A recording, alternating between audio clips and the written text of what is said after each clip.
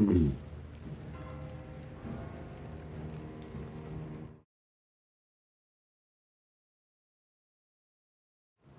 right.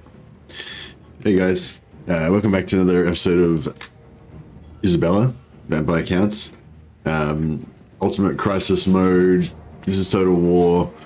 Not allowed to use any ambush stance or lightning strike. Can't lose our capital, Drakenhof. I think that's all the special rules we've got. Playing legendary, playing on legendary is very hard. So this is pretty hard campaign rules. This is inspired by Anticity. This is the same campaign rules he's using for his like Ultimate Crisis Mode Empire campaign. Oh yeah, so the Ultimate Crisis is on 200% difficulty, so all in-game crises at once, and they are on the earliest possible, which is 10 to 20. We had our in-game crises start on turn 15 in this campaign, so yeah, it's pretty good. But I gotta say that I think it's a lot easier with vampires than it is with Empire. So, full respect to Anticity, I think his version of this challenge, although we're playing the same rules, is probably like even harder. But yeah. Anyway, back with this episode. And yeah, if you're wondering why it's episode 3 and I'm still on turn 23, I think I'm on, it's because with this challenge, you basically have to fight every single battle manually, and there's a lot of battles, basically. So yeah, we've got the endgame scenario here. We've got a remnant of this endgame scenario army here. We've got a full endgame scenario army here. It's not a full stack, but like this is the kind of stuff that spawns with the endgame scenarios. And this is the start of the Carstein assault. We've just defeated Zufbar's endgame army, their dwarf endgame army. Armies just wiped out Zufbar last episode, I think. So yeah, now we've got Carstein, and then we've got anyway. Yeah, so we're all keeping all our armies together so that our Doom stack, as Isabella Doom stack, can defend all of our other armies. We can't retreat. I guess we must be reinforced much, but still be good. Hey, the hell there, Shock. Wakey, yeah, I'm still waking up. Sorry, guys. Just rolled out of bed, 10 minutes ago. Haven't had my coffee yet. Still waking up, but it's all right. We're all, and the dead rise. Pathetic mortals, darkness will reign. Exactly. Hey, old fart. Mercy will give up before darkness will reign.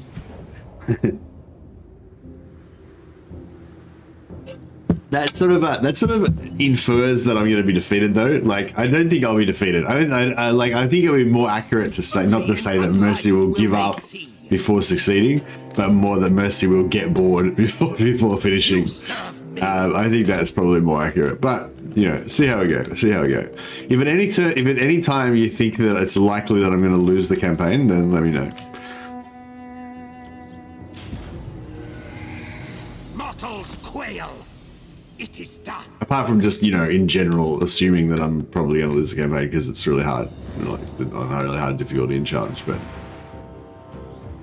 I don't know. So far, nothing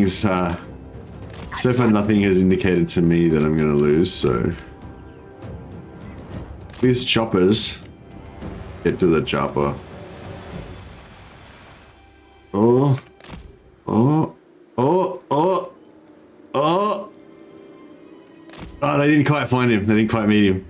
They saw these other dudes over here and they turned back. All right, cool. Now I've got our Doom stack right in the back of their artillery. Got all our vampire heroes, so this is perfect.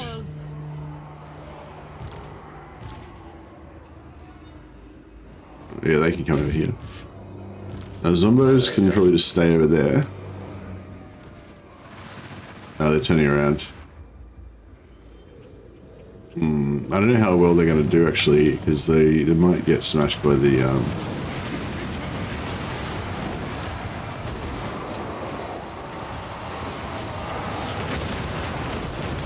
Alright, let's get some Helm Discord, just neuter their enemies. Try and kill that Lord. Just drop a bit of shades. So you don't even need a bit of shades on that. Save it for this over here. Okay, the Lord's dead. Let's get back over here. Gonna drop this Lord. Oh, actually, no, I should probably kill this range stuff over here.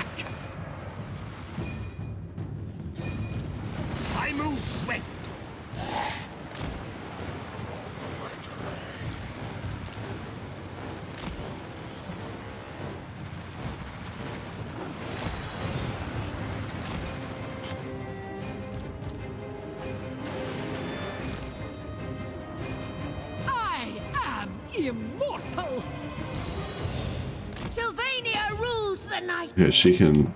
Yeah, here we go. Now we got some Pit of Shades action going on. We are the new order. There it is.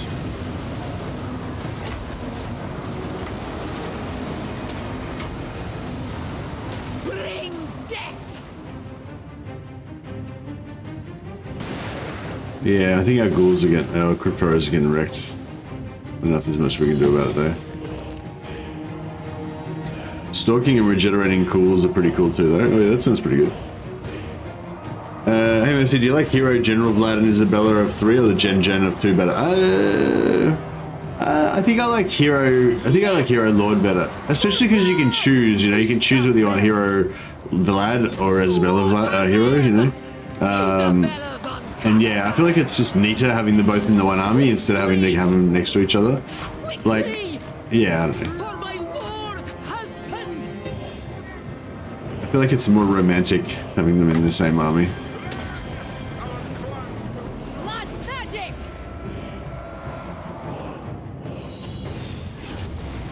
Where's my flying? Where's my flying? Oh, here she is. She's All putting the. life must end.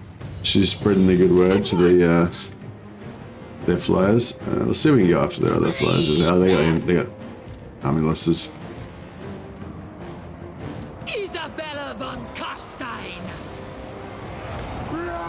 All shall bow. Yeah, to really like destroy these endgame armies properly, we need to. We are the new order. I'm in your throne. We are immortal. Trying to kill as many of these as we can. Isabella von Carstein. I'll get Vlad to just top off the heals. No one can stop. Yeah, I don't think we're gonna really kill anything else. Actually, let's try and wipe out some of these. Perish. Try and wipe out some more of these weapons teams Attack. while we're here. Actually, I will get this guy to heal these Cryptoras. Yeah, I'll get a couple more.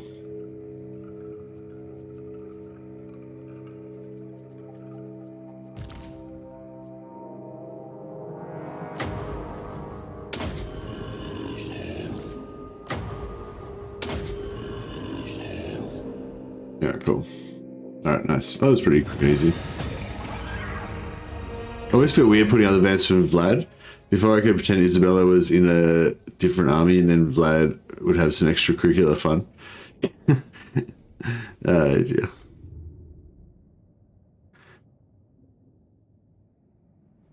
I always love to see Vlad still standing even when his army's crumbled away. Yeah, for sure. Oh, no worries, Halo Shark. Have a good sleep, man.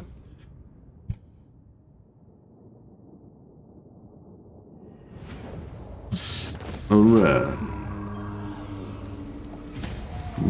Yeah, so destroyed that unit. Destroyed a bunch of units here.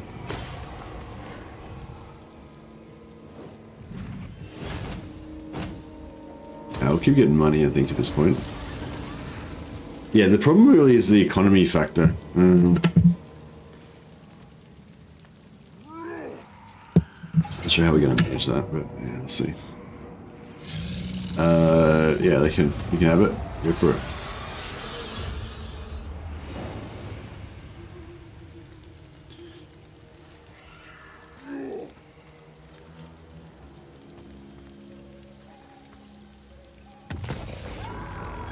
We'll get some elves. Oh yeah, so we get undercities under everything as well because it's because of the Skaven endgame scenario. Forgot about that.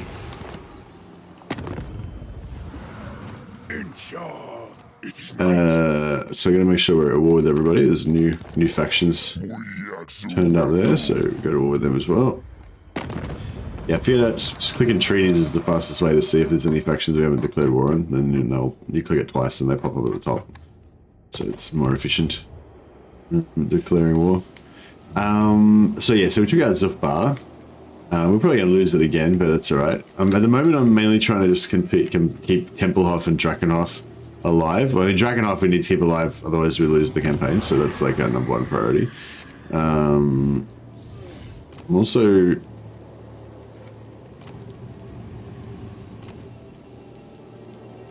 Oh yeah, that's a good Banshee.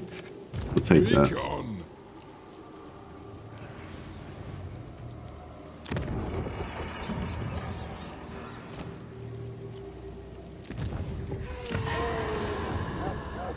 The White King, or we could get a better White King. I think we've got a disciplined one at the moment. Oh, where is our White King? Did he die? I will alone. Oh, no, there is. Yeah, discipline. That's pretty good. +2 leadership's pretty good.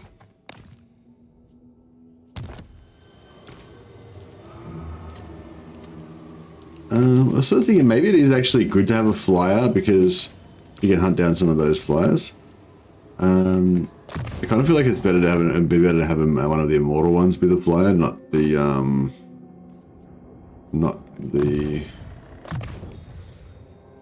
non-immortal one. But actually, yeah, let's take her off. We'll make one of the immortal ones flyer.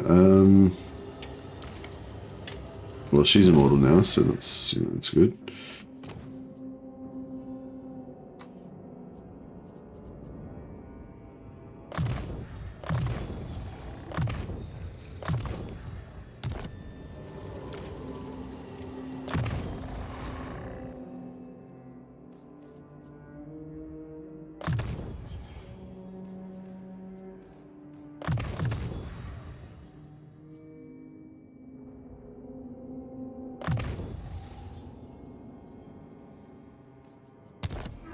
Yeah, heroes a little bit faster.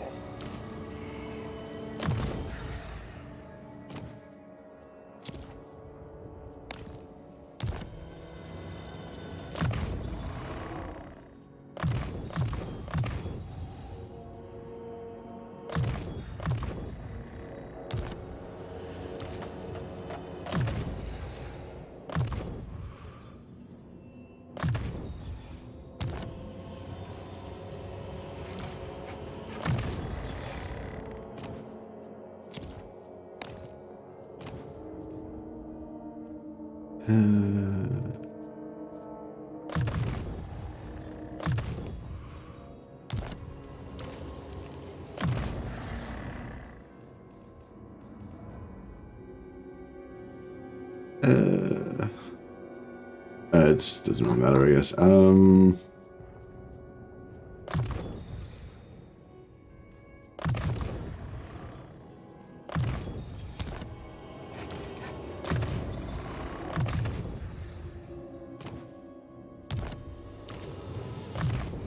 Right. Yeah, give her proper healing. Kind of want to go for the bat thing. Actually, no, fuck the bat thing, because we're gonna be. I want to have good combat skills. Soon I'll be These guys will be getting up there as well.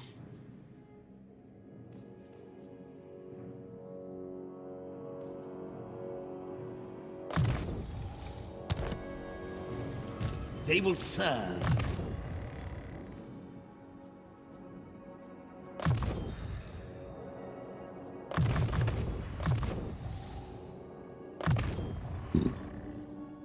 Excuse me. What do you want? More sleep shines.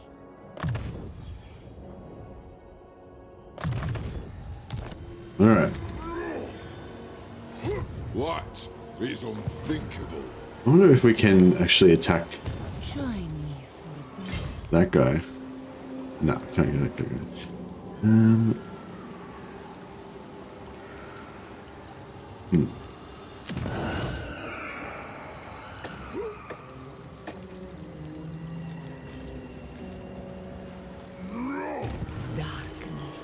Alright, we can attack Better be important. this settlement here.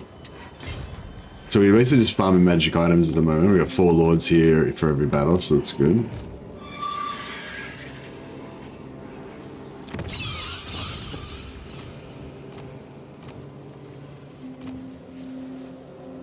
Some necromancers. Oh yeah, and we can get rid of the White King building. We could get rid of the Banshee building, although it does make us it makes us a tiny bit of money. It's not even worth it really. Yeah, we'll get rid of that, and then we can build walls. Garrison, like an extra garrison. Hey, Cloak Monkey. We went for the Mammoth Herd with 5 entities: Fimir, Dragon Ogres, and Slanesh Fiends. The Northern Great Unclean Ones opens up fun possibilities. The Lord trait horrible regeneration for the whole army. Yeah, that sounds pretty cool. Horrible regeneration on the 5 entity Mammoth Herd's pretty cool. That's really cool. Bring me flesh to craft. Although I suppose you could... oh, and actually, Throg only gives the horrible regeneration to trolls, yeah? Or does he give it to the whole army as well? Bring me flesh to craft. Alright, who are we trying to level up here? So this guy's 19. He doesn't need to be immortal because he's already immortal. Gather. Bats and wolves. Yes, gather. this guy. Actually, can we switch this guy for a higher level? I think we had a level 13 we were working on. No, I guess he died. Oh no, here he is. He's level 14 now. Cool, alright. Get him back in, and then he can be the main instigator. So we've got the full XP. Not that it's going to be that much XP for this anyway, but... Destruction!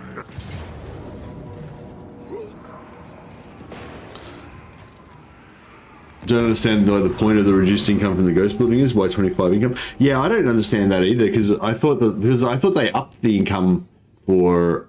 I thought they were generally upping the income from buildings. I didn't really pay attention to the exact numbers, but yeah, like you get a good amount of money from your main settlement building, and you get a good amount from your tier 4 buildings. But and they made it like you get a bit more money from your other little minor money building, like whatever, I can't remember what it's called now. Yeah, so it doesn't seem to be in line with everything else to reduce the income on the Banshee building. So yeah, I don't know what that's about. Jesus.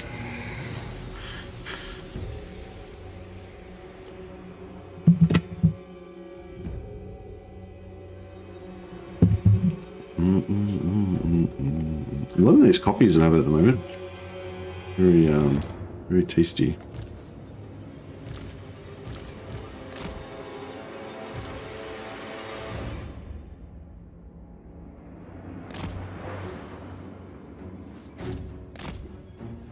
Right, all of our infantry and stuff we'll keep separate so they don't take any damage.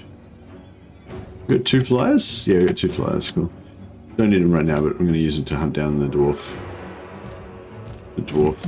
gyros.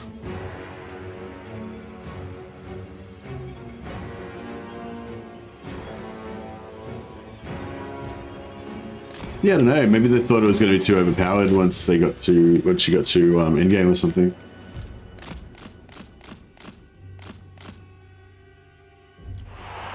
I am busy! Kill! Vampire Lord! Rip their souls out! Your desire?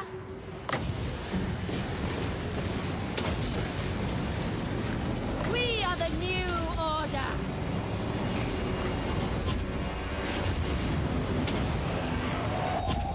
Blood magic! We are the new order! Lord of the Dead! We are immortal.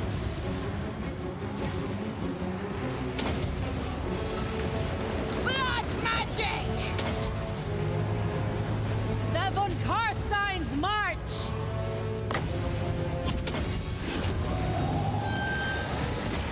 Cool.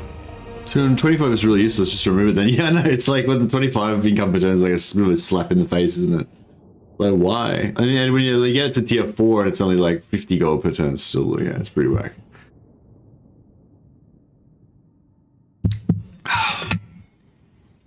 Yeah, I'm not really sure what the go is with that.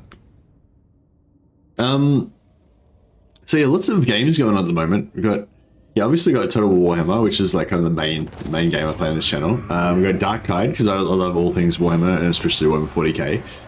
And Dark Tide is a fantastic game, so we've been playing a lot of Dark Tide in between our Warhammer stuff. Then we've got in 8 days, no, yeah, 8 or 9 days, I think, we've got the DLC for Chaos Gate dropping. Some of you guys might have watched our previous Chaos Gate campaigns, playing on like the hardest difficulty in hardcore mode. So if you die, it's like permanent death and stuff like that. You know, no saving and all that sort of stuff. And Rogue Trader is in the works as well. I don't think there's a release date for Rogue Trader. It's probably still quite far away, but yeah, Rogue Trader also, yeah, good call.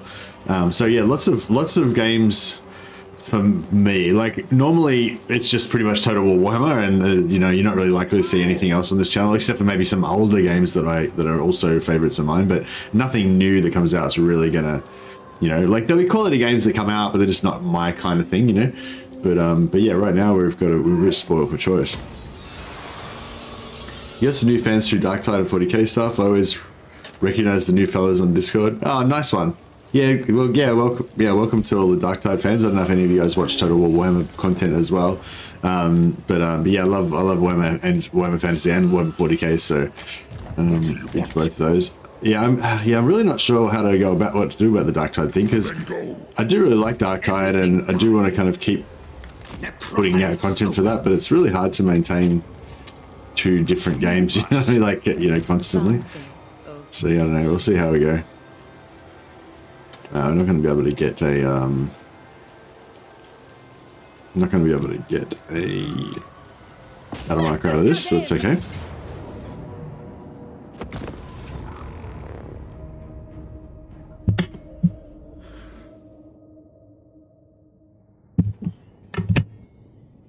Yeah, I don't know.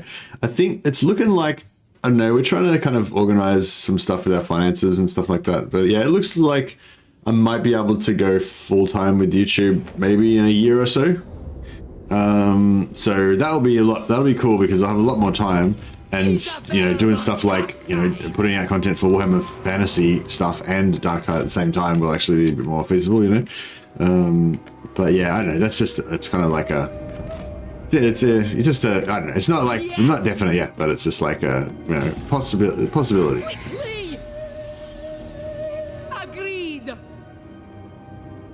Close defeat must mean plant croak in front of their gate and watch them evaporate.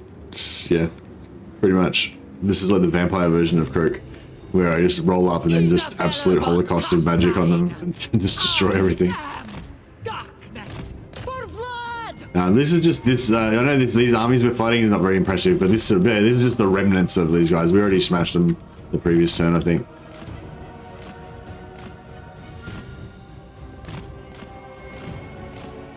I wonder if I can get a charge on him if they actually will do some damage to him. No. There we go. Von Carstein.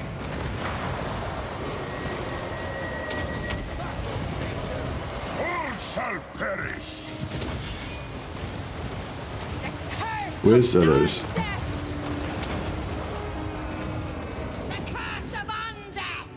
You can stay over there.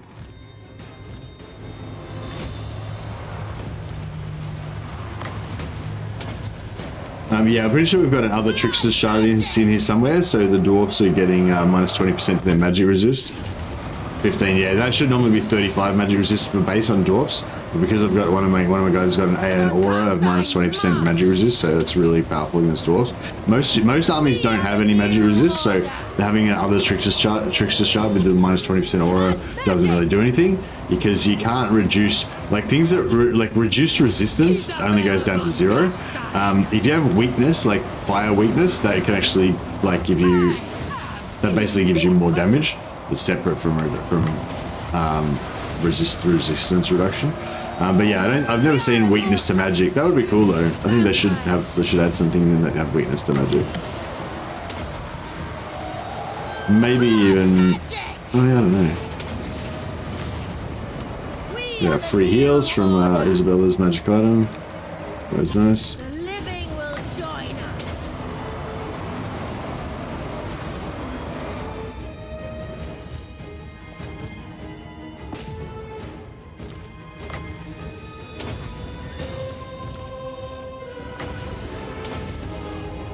Oh, bro, you're not meant to be in that.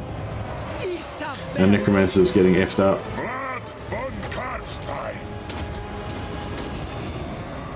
Bring death. All will be ours.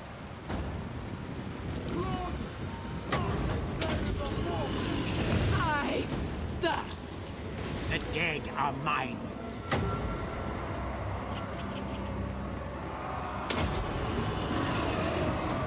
All shall bow before me. Might has fallen. Trying to get this guy healed up before we Carstein. in the battle. Cool. I'm going full again. Does Isabella start with her chalice? No, she doesn't start with her chalice. We had to fight a battle. If you play as Isabella with Isabella as your lord, then you have to do Isabella's quest battles to get her stuff. But the hero one, like in this case, I had Vlad as my hero. Vlad automatically starts off with his quest items. You don't have to do Vlad's battles. So yeah, so whichever one you start off with as lord, that's the one whose quest battles you have to do, and the hero one you get that for free. So if you start off as Isabella, that's probably easier because Vlad's got two different items that he's got to get, and he's probably got the harder quest battles. Whereas Isabella just got one quest battle to get her chalice, and then she's done.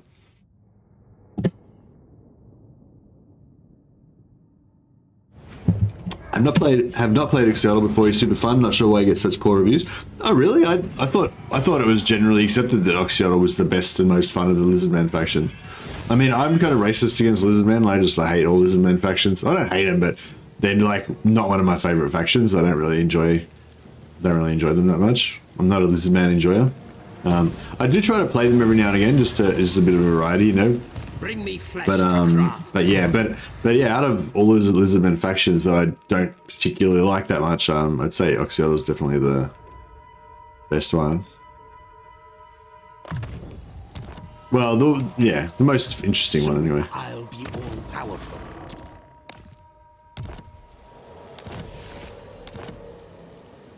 Ooh, we can actually reach Eshin. I kind of feel like we should go after Karak Kadron.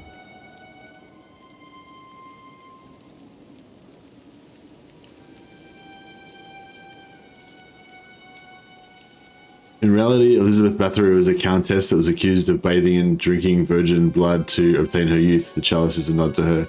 Ah, yeah, that's. I mean, yeah, I know about that character in history.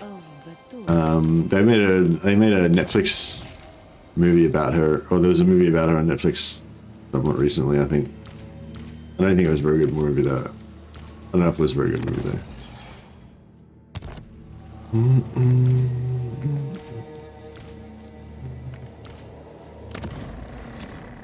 Yeah, get all these guys off their horses.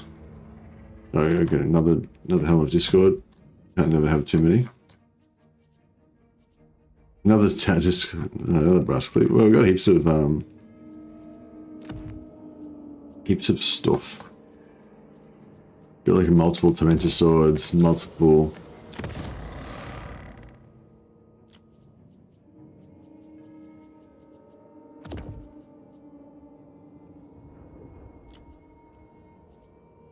Yeah, another Trickster Shard, double. Make sure that we're definitely taking away their magic resistance.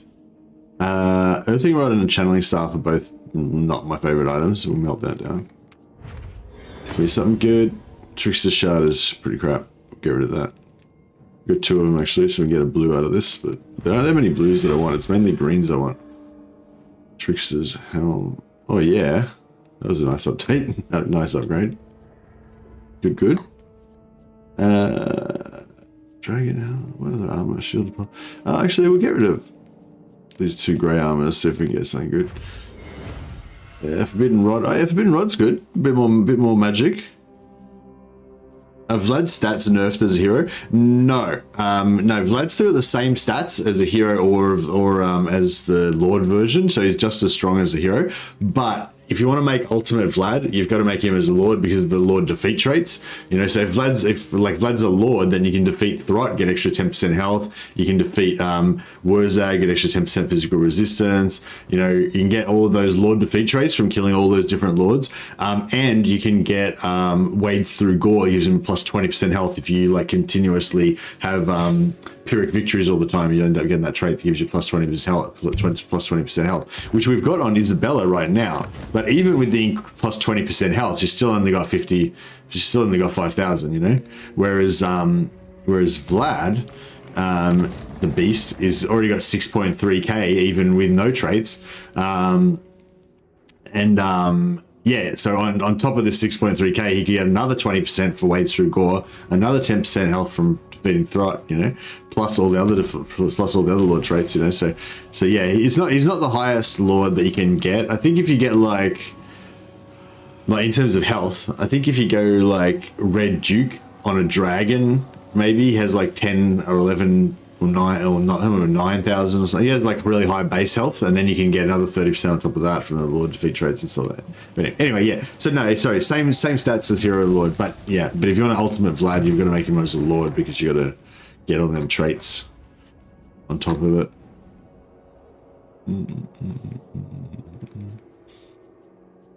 I wonder if we should stack some growth.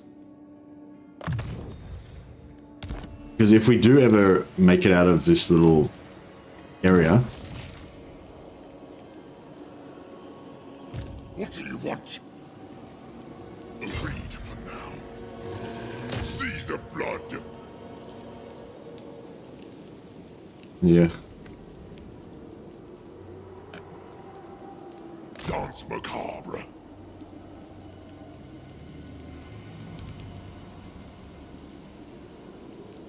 Good, this will do. We are in agreement.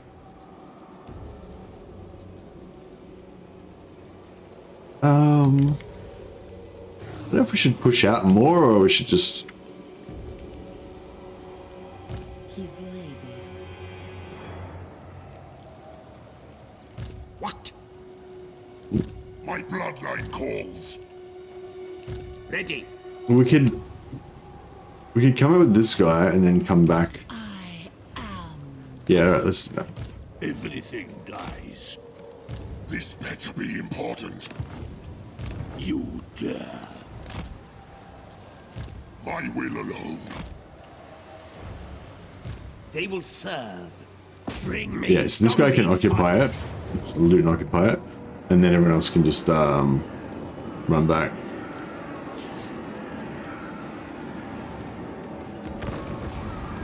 Even after 3 games, Vlad is still the beast? Yeah, for sure. Vlad is still the dad.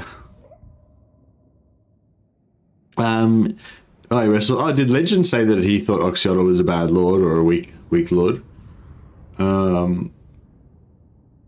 That's interesting. I wonder why. Yeah, I'm interested to know why anyone would say that Oxiodal is a bad lord. Maybe in terms of like end game. I don't know. Yeah, I don't know.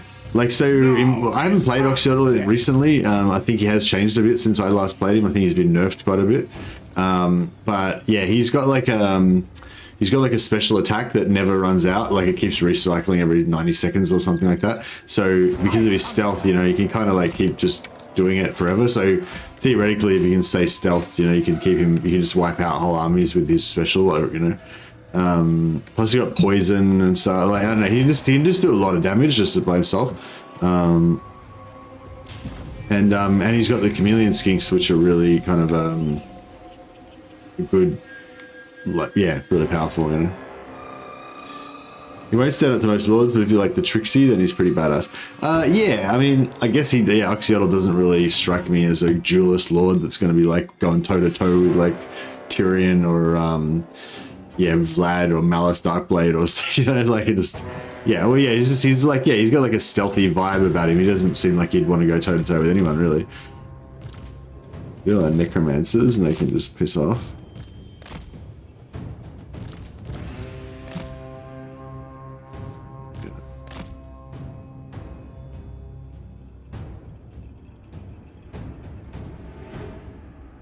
So what is this one doing here? We're dealing with here during the screen skins, isn't it? Maybe I should bring in my infantry.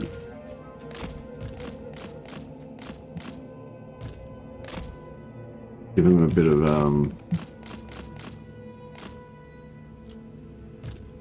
yeah, I'll get the the animal in there and give him a bit of experience. No ghouls, cryptoras. Too squishy. I don't know. I feel like you can get his melee defense up reasonably high, to the point where he doesn't like die instantly.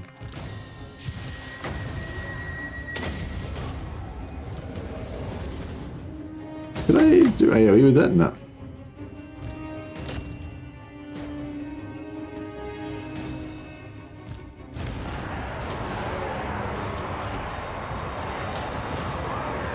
I was wondering if we try and get a little bit of experience on each of these Cryptora units, maybe that would like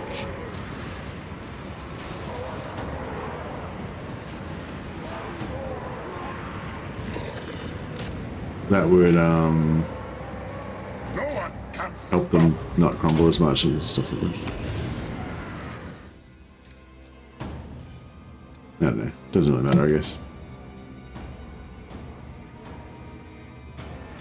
Oh yeah, they finally fixed the ambush attack move thing, which was kind of bullshit before, which I'm really happy about. I might actually play a Lithanar now, actually.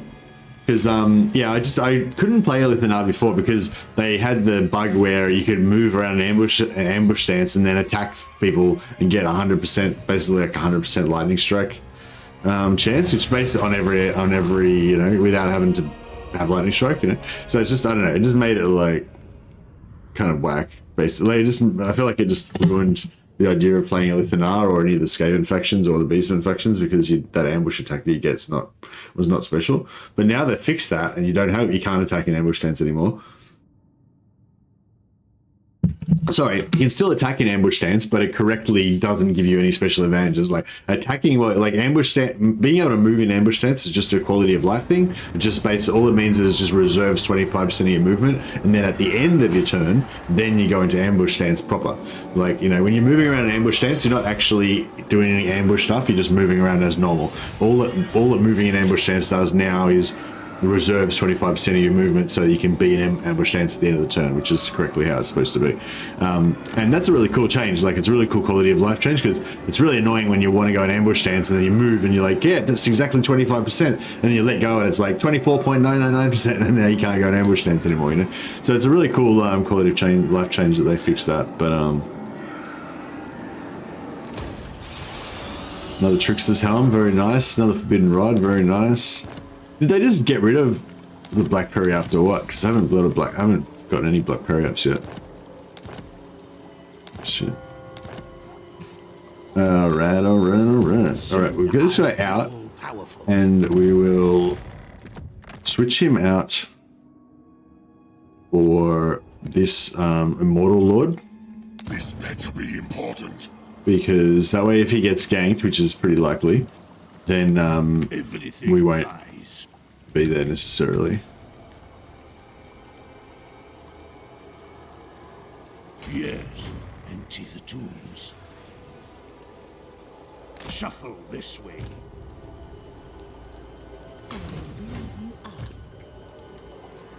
We are in agreement. Yeah, let's grab some more zombies. Oh, 16 zombies. How come we got 16 zombies here? Oh, we've got a battle marker there. Oh, that's in Warhammer. Oh, we got like heaps of battle markers there. It's pretty nice. So what do we got here? We got 7.933, 7.7.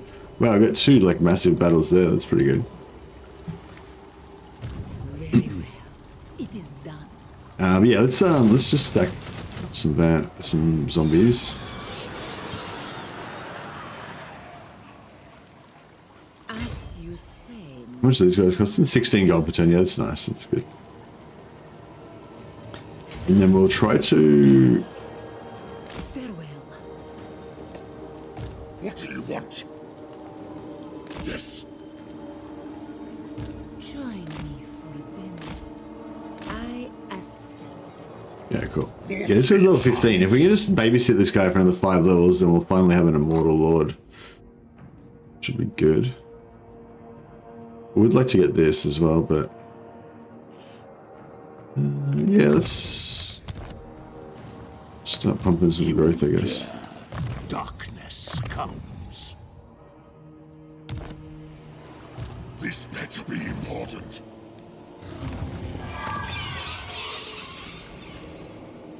My bloodline calls.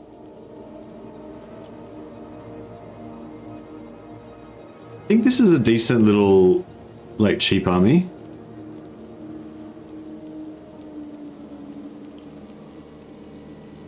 But we need to...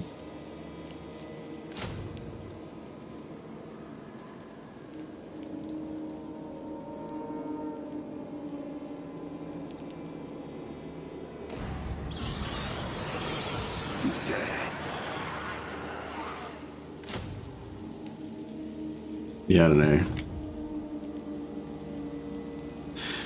I mean, I played my first campaign without knowing that was a bug. I was feeling pretty full of myself. Yeah, no worries. Oh, well, yeah, no, it's just... well, hopefully you don't feel like now you've been nerfed because it's been taken away, because, yeah, it was never meant to be like that in the first place, so, yeah, it was just a... it was not meant to be like that. Yeah, I really want to get these crew towers fixed up, but... we have to occupy something.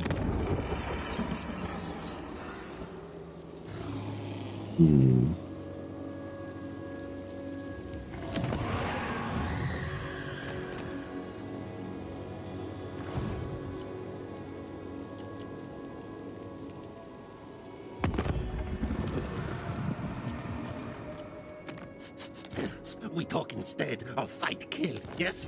We make sure we're at war with everybody every turn. Keep this is total war going.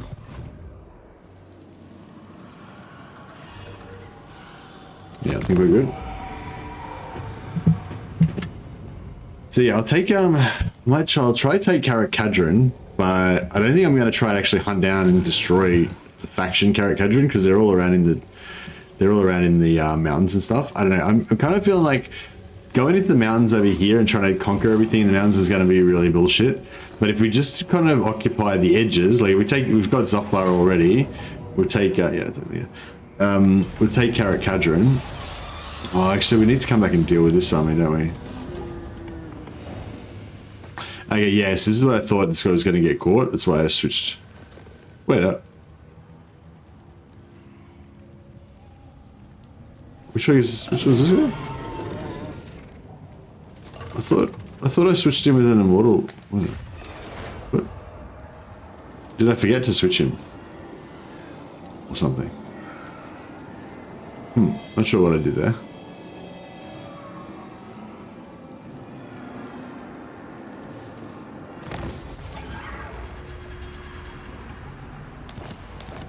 Undercities everywhere, yeah.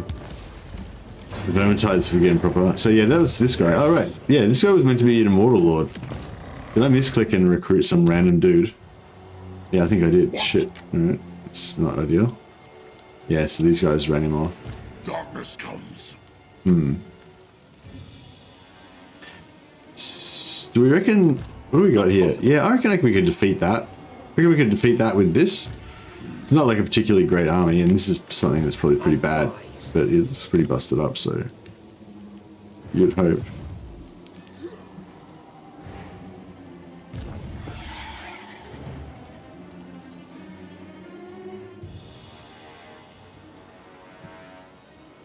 My will alone. Well, you can reach there at least. It is night. I'm gonna put her... Queen of Darkness.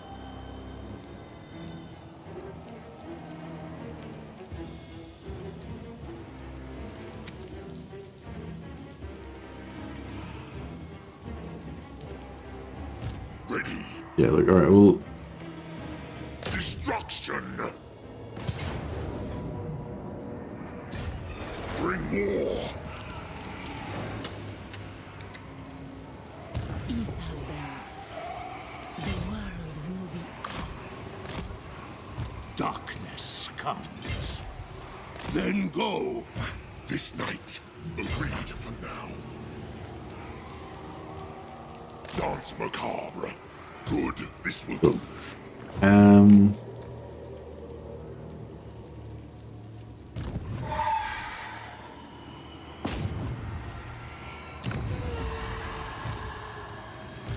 This goes level 2.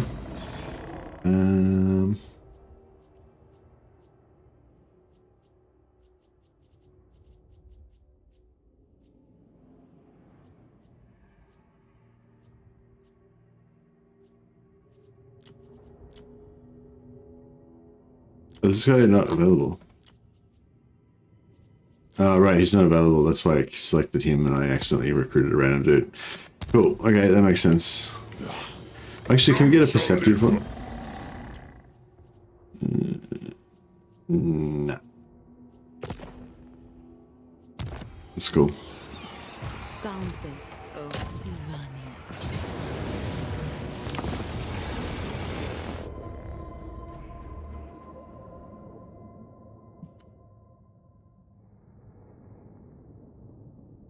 I wonder what happened to Carrot Cadron. Maybe Carrot Cadron would have been right next to Skarsnik's starting army and kind of in between Skarsnik and Azag. So I wonder if they like pushed out either west into Azag or east into Skarsnik and got wrecked. I wonder if Skarsnik wrecked Kolek as well.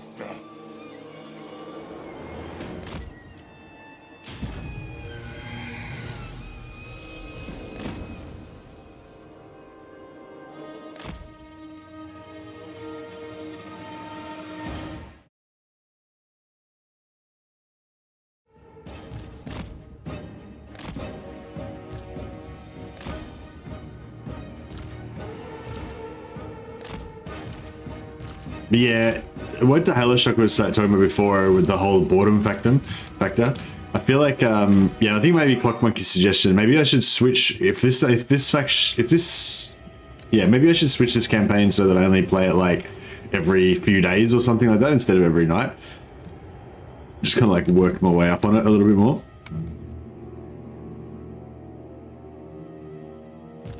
Because it's probably going to be like take a while.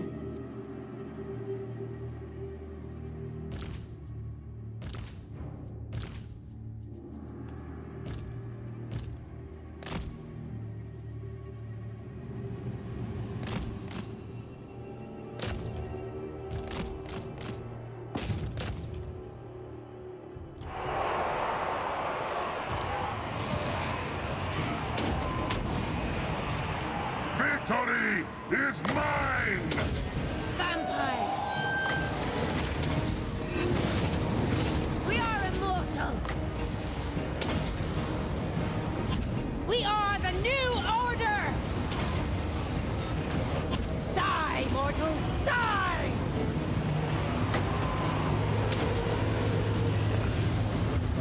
I'm in your throne! Blood magic! Curse of years!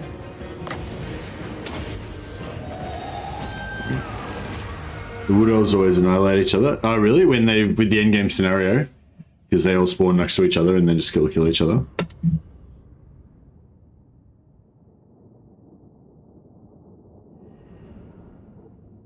I'm really liking this coffee. I usually drink Makona instant coffee, but we got this new like coffee pod machine. Apparently the pods are biodegradable. I know they look like plastic to me, but I don't know. It says it's biodegradable, so Mrs. Mercy's happy about that. Yeah, it's very like it's much smoother. It seems much less harsh on the stomach, you know, because I drink my coffee black, and I feel like the instant coffee is quite harsh on your stomach. But yeah, having a couple of pods of pod coffee, and topped off with a bit of hot water, so it's not like overly strong. Countess of Sylvania. Yeah, it seems pretty good.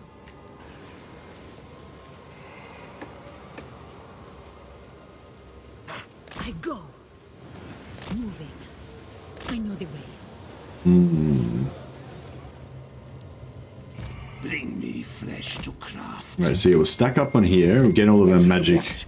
No. Get all of our winds of magic up. Bloodline calls. Get a banshee there. This guy. No, he can't do it. This better be important. Trying to get that necromancer. Knowledgeable, flat-footed. I mean, you keep getting like crap necromancers. Hopefully we'll get a good one soon. My will alone. Alright, this guy should be able to take out this guy. Agreed for now. Now, we could just auto-resolve this, right? Surely he's not going to do much damage to us with that.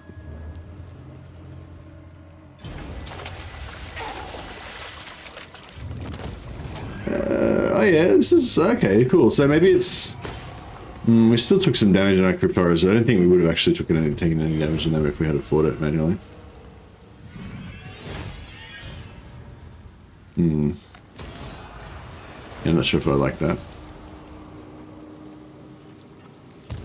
Is plastic designed to break down with UV radiation?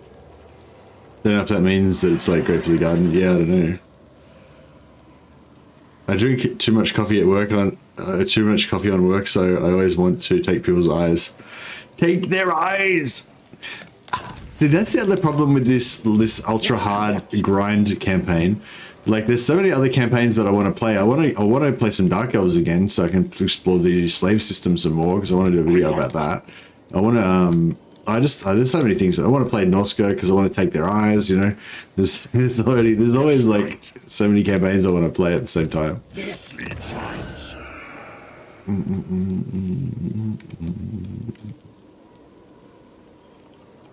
All right, I think we're done here.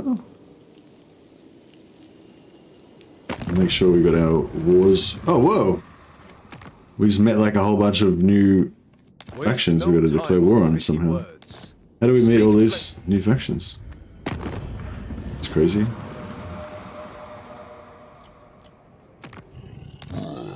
Your factor.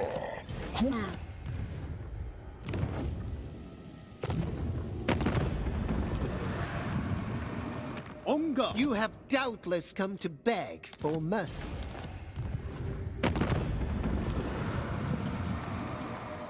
Ready. The days are dark, and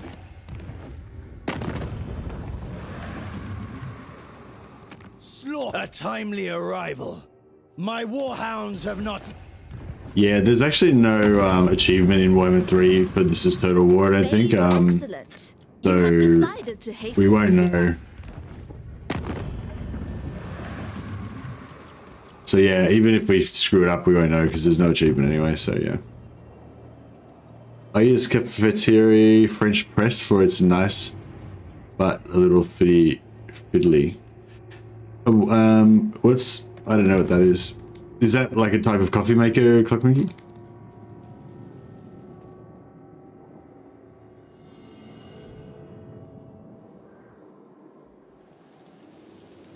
What? Not possible. I don't know if I should put him in here You dare? so we can get some replenishment. But if we do that, then... March. No, I'll just leave him in the open. That way... If this guy attacks that... Oh no, we won't be reinforcing, but... That's alright, fuck it. Coffee maker. Ah, okay, cool. Sounds lovely. Alright, what are we doing here? We've got that. Excuse me, sorry.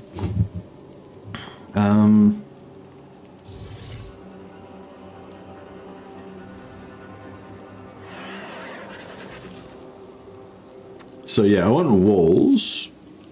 I kind of want this as well, so we can have like double walls. I don't think I care about corruption that much because I feel like... Actually... if we did just stack up heaps of corruption, that might be a legit way to kind of just win by attrition. I hadn't really thought about that. But yeah, that could be pretty cool. But yeah, I do want those double garrison. I don't know how much difference it's actually going to make, but... feel like if we don't have a lord at home, then we're gonna be vulnerable. We're gonna lose it, but.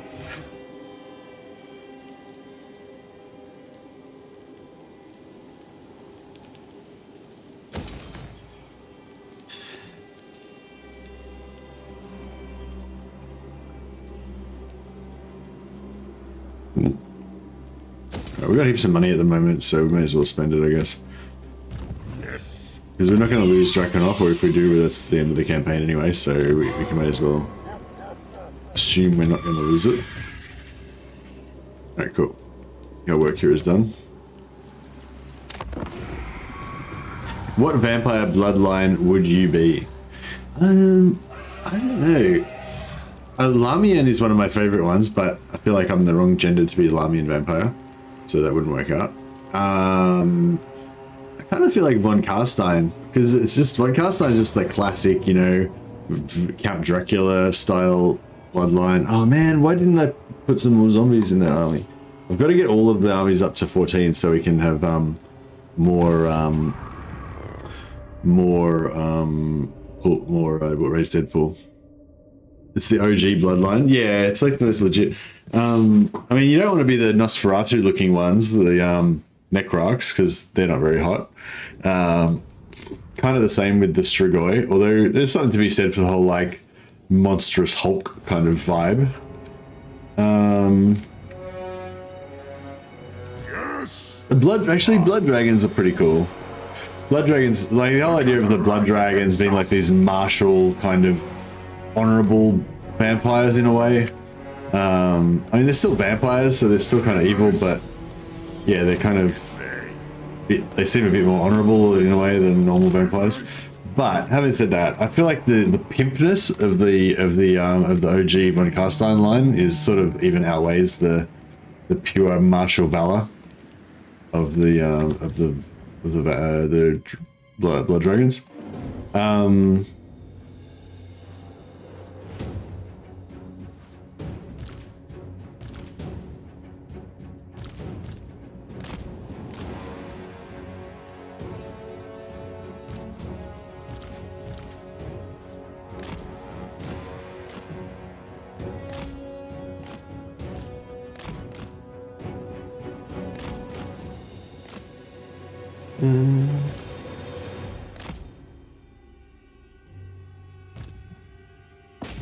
Alright, let's rock. Okay, let's get some Helmet Discord, debuff that melee attack on the Slayers. We're new to them. They don't have super high melee attack at base anyway, so that's good. Your desire? Start working on a bit of shades. We are immortal. Stack these guys up inside the Master of the Dead aura.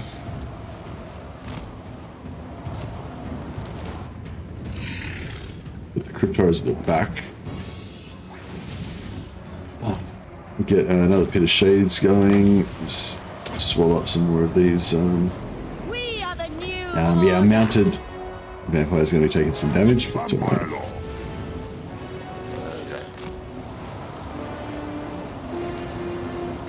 We surpass Nagash. Keep dropping those pits of shades. We are So yeah, immortal. that's happening there is that she's trying to cast Pit of Shades and she's getting knocked over by the existing Pit of Shades that cancelled her spell. But yeah, she's good now. Vlad von Vlad will keep everyone topped up. Medic Vlad.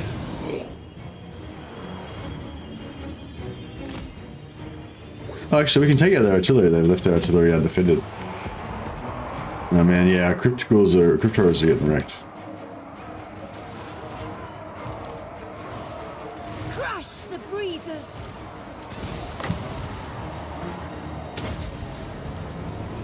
Blood magic.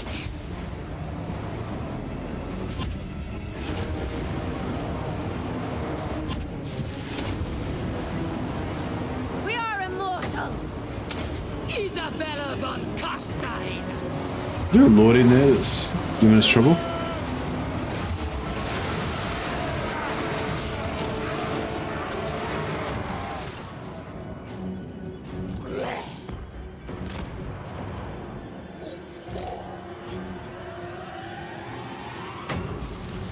A new order comes. will. No one can stop me. Your time has come! Blood magic! Countess! Well, there he is. Vampire! Find me if you dare! Blood Kill him. magic! Actually, our 2 flyers Living can will join us! assassinate him. My fangs grow sharp! Your will. End them! Ha ha!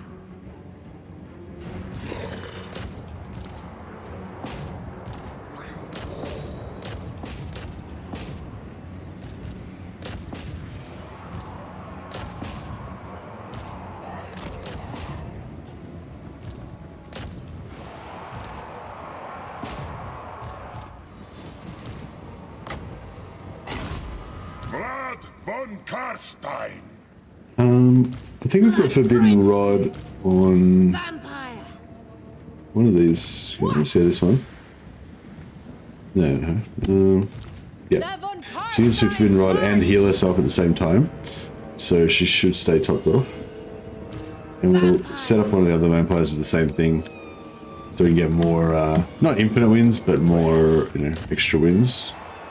Flyers, could have killed that other hero, but screwed it up. Lord and Master. Cryptoids are basically ghouls who have fed vampire blood and went Hulk mode.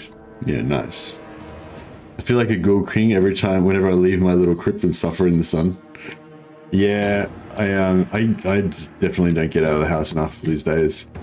Yeah, I got some really bad habits of just being completely, indoor person since COVID, and yeah, I've kind of never changed back. I was always pretty much a bit of a homebody, like computers and stuff. But yeah, I had kind of the martial arts to kind of balance it out. But now with with COVID, since COVID, I kind of just gone full nerd mode. Had a really good week this week though. Did lots of stuff with Mrs. Mercy. We went and saw a friend's band. Went out to brunch with some family yesterday. Did I don't know, like 2 other things. I don't know, lots of socializing basically, which is Mrs. Mercy's favorite thing. Having dinner with people and stuff like that, and just hanging out with Mrs. Like in between that, I've just been like hanging out with Mrs. Mercy and having marital bliss. So that's all good. I've saved up some wife points now, so I can just neglect her and make her a Warhammer widow again for a while, and she'll be sweet. So that's good value.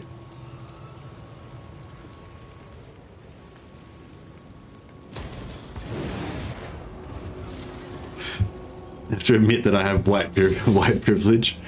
White as in W-I-G-H-T, yeah.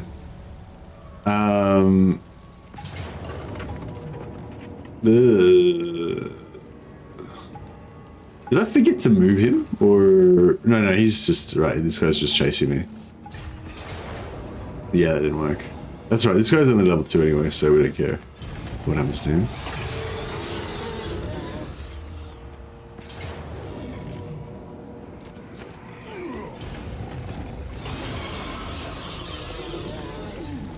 He could have had a magic item on him that I forgot to move off though. He might have lost something there.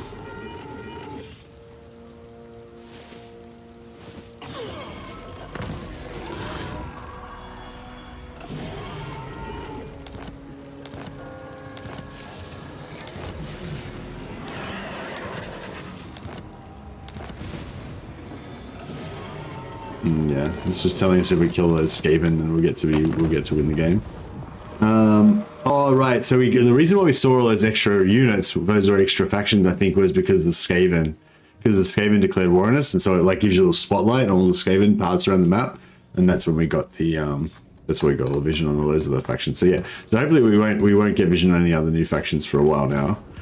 Or just sporadically as we push out too far or whatever. This better be important. Yeah, so these guys, we should be able to, I feel like this army is pretty shit, but it should still be able to take this busted ass army, shouldn't it? The thing is, I've got no way of really killing like the single entities. My Crypt Horrors are going to struggle against them, I think. I might try to reduce the number of zombos that we've got. My bloodline calls. Get something else like actually useful in there. Wonder if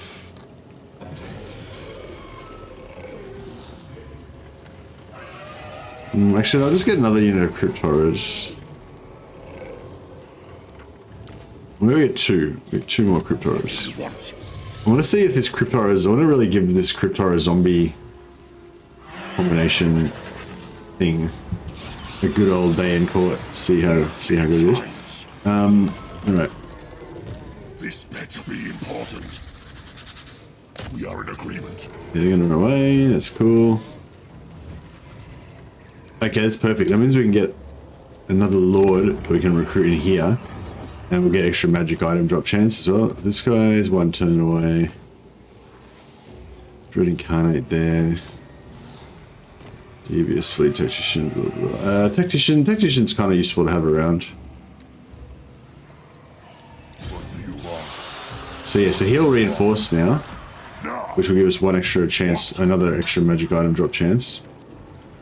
Which are pretty good. Certainly not.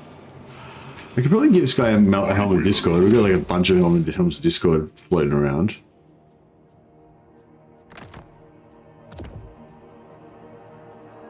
And we could probably give him one of the spare Mentor Swords as well. So he's got some good debuff potential. And two scrolls of leeching, that's a shit item. I don't like that. So we get a better blue out of that. Armor of Destiny, boom. It's like the best armor you can get. Or one of the best armors you can get.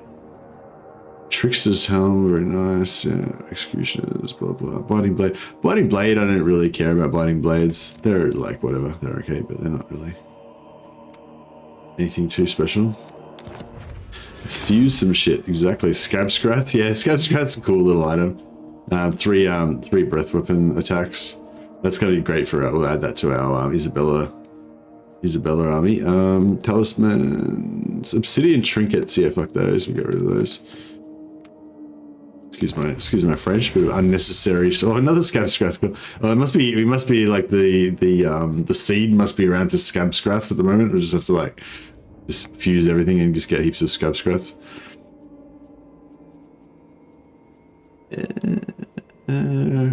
Road of Flaming Death's nice too.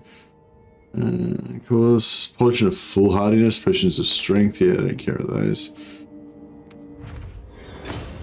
Staff of Damnation. Booyah! I love that item. So good. This gives you plus 40 melee attack, so it's really good when you've got a bunch of low melee attack heroes that have high damage, you know, which is what our vampires are. Well, they don't have that high damage, but they don't have great melee attack, so that makes them all turn into just absolute assassins that'll tear apart enemy heroes and stuff. And yeah, it gives 3 uses. So yeah, I like to have 2 or 3 of these in an army, so you can just have it pumped constantly. It's really nice. Arcane item, yeah, Scroll of Shielding and Earthing Rod, both of those we get rid of. Road of Flaming Death is cool. And Book of Arcane. I don't actually like the Book of Arcane because it only targets 1 unit. So I feel like it's quite weak. So I'm going to melt it down. I mean, I don't hate it, but it's just not as good as some of the other things we could get. Oh, actually, we'll get rid of the Power Stone because I'm not really using that. Staff of Damnation, yes. Nice. Oh, this is in such a good fuse. I've been waiting to get those. I just need some Black Periaps. I think Black Periaps a blue item. Is that right? Maybe we need to try to get some more blue fuses to get a Black Periap. I think it might be a blue item. Yeah, if anyone can confirm if Black Periap is a blue item, then I'd be interested to know. All right. Yeah, I think the Tormentor Sword and the Helm of Discord is pretty much going to get it done for us. I could give him a Rod of Flaming Death. You can chuck some fireballs in there as well. All right, hopefully This will get the job done. I am ready. They've got no healing, right? Yeah, they've got no healing. This night. Seas of blood. I can probably just auto-resolve. Should I auto-resolve or... I know, I kind of want to see how this will play out. Black Periapt is definitely a blue item. Okay, cool. Thanks for that, Click Monkey. Alright, so yeah, we need to start trying to fuse blue items to try to get some Black Periapts. I mean, we've got the Forbidden Rod. It's probably good enough, but...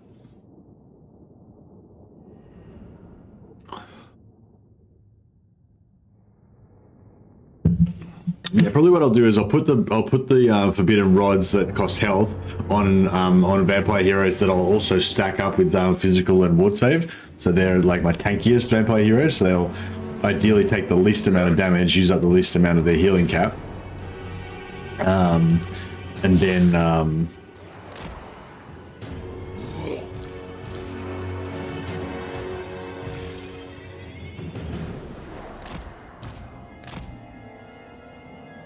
Alright, so we'll keep all this.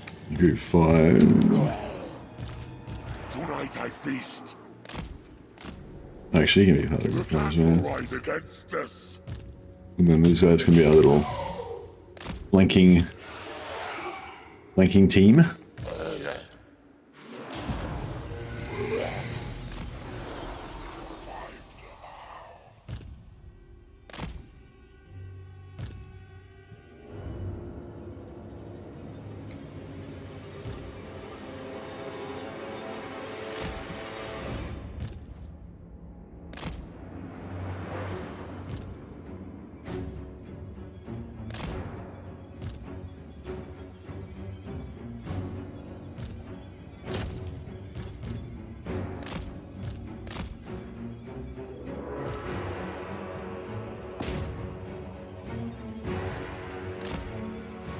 Yeah, I didn't do that very well.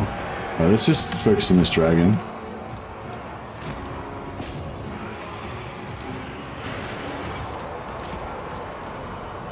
I am eternal. Bleed them. Yeah, Crypto is just beating the shit out of these Treekin. Pretty cool. Cryptos are pretty cool. I really like the Cryptar from Mordheim. The Cryptar is like the big guy that you have in Mordheim. Pretty cool. Time to feast. Keep our Cryptars healed up. Vampire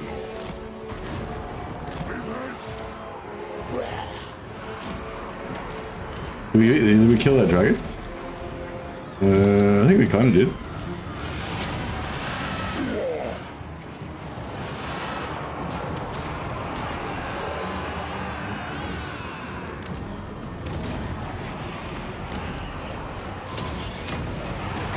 Fireball this lord. Blood magic. They are nothing without their seed. No, I think it just fired. I didn't really see it land, but he's lost a bit of health, so I guess it hit him. Alright, let's see if we can kill this guy. Oh, he's getting wrecked.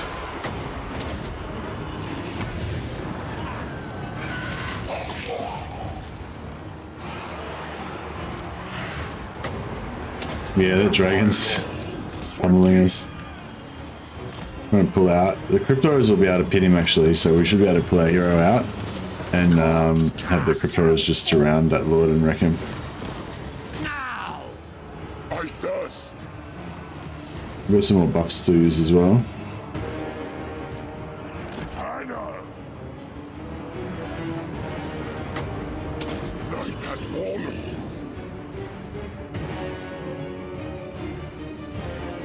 Yeah, nice.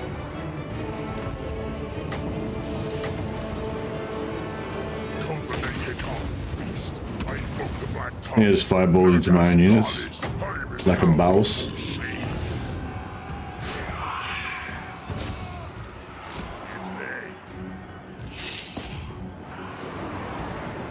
With haste. Swiftly.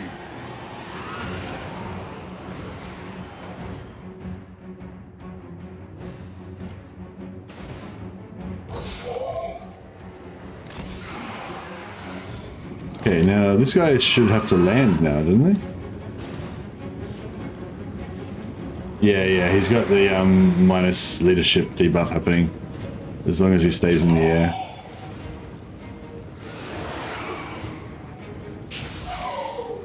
So his leadership's going to keep going down and down until he eventually breaks. What? The cattle rise against us.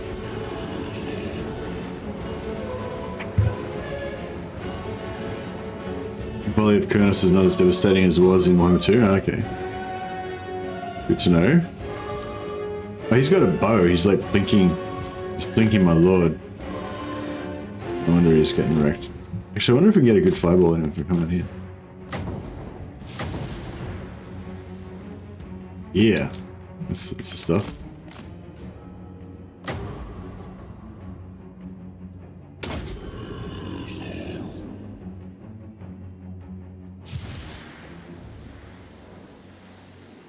Yeah, he's gonna break.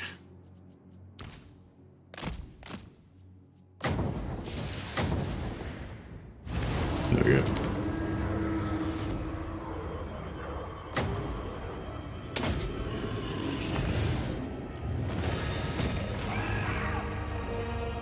Is the go-to stroke for vampires just mass crap stack still? Hey buds, no. Well, I mean, yeah, I mean that might be the go-to, but I mean you can still do that. Yeah. I think the thing with vampires now is that there's lots of different viability, lots of different stuff that's viable. So yeah, you can still basically do the same thing, crap stacks with Wind of Death, but I'd probably recommend go zombie crap stacks now instead of skeleton crap stacks, because you can get your zombies really cheap and stuff. You can basically do anything, yeah. Yeah, they've made it a lot more viable to do everything, but they've made it so that it's not your crap stacks aren't free now; they're just cheap. But yeah. Yeah, you can still do vampire spam with Isabella, which is what I'm doing right now, which I think is the most fun one. But to be fair, I haven't actually tried all the different versions. Yeah, you can still do the crap stacks thing. You can actually go for like specialist stuff like Isabella bats doom stack with like regenerating bats that do heaps of damage. That's another like kind of crap stack that's fairly cheap but good. This better be important. What else is there? I think there's a Helm and Gorse that gets the buffed spirit units that have energy shield. I think it's, yeah, not Helm and Gorse, sorry, Kemmler, is it? Yeah, it's Kemmler that gets the energy shield on his sort of stuff, yeah? I haven't tried it out yet, but yeah. I do, there's heaps of cool stuff anyway. Heaps of new stuff.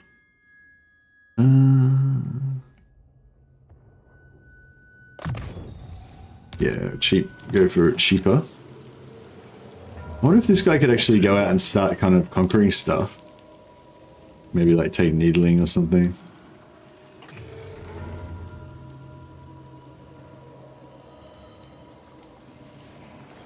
No, I feel like we don't want to get him too... We don't get too ahead of ourselves. You dare. Deliver it unto me. Yeah, when we bring him over here, he can be our kind of backup while these guys go and smash dwarves. Isabella von Carstein. Speaking of smashing dwarves... Very well.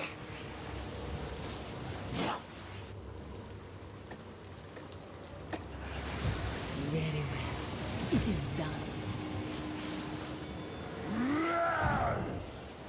This guy is level 16, yeah, so this guy's actually, I want him to be the initiator so he can get a bit more XP. You know, this guy to go there. Yeah, is he... Go there. Darkness comes. I will not disgrace my ancestors. I am ready.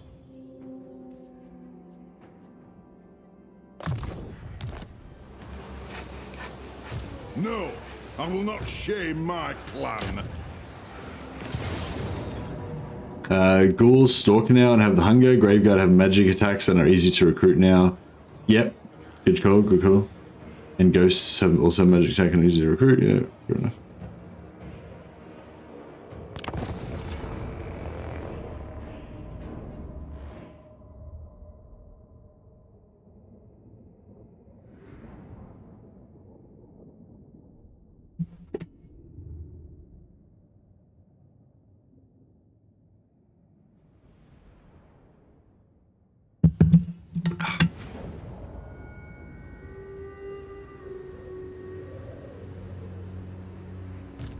Vampire Lord.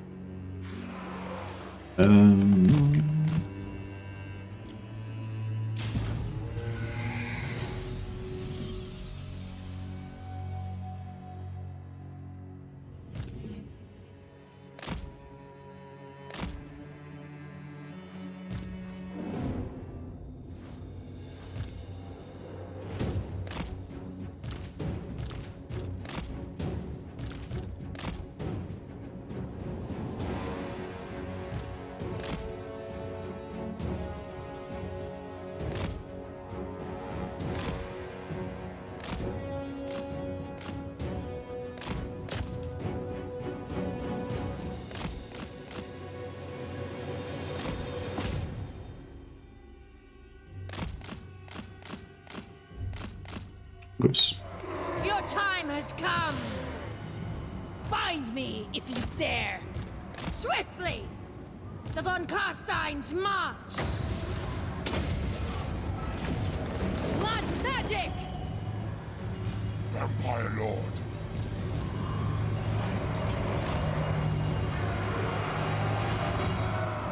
Swiftly! At once! I'm in your thrall! Vampire Lord. All shall bow! Noble of the night!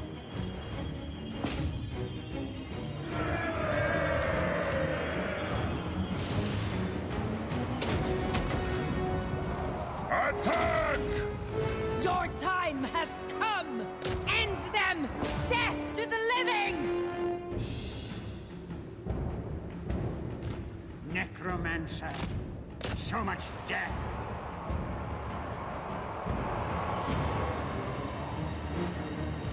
Actually, it's gonna be.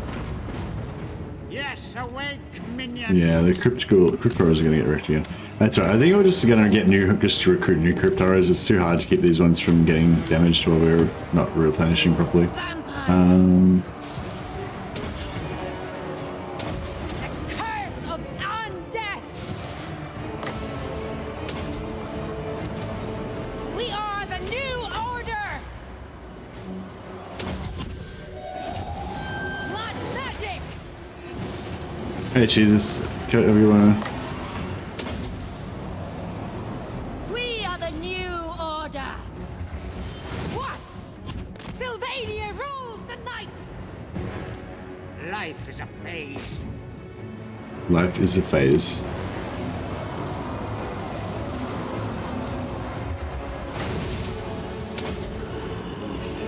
Blood frenzy! Your desire? We are immortal! Blood magic! Vampire! Crush the breathers! Curse of years! Yes.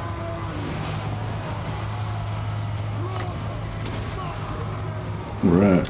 We are immortal!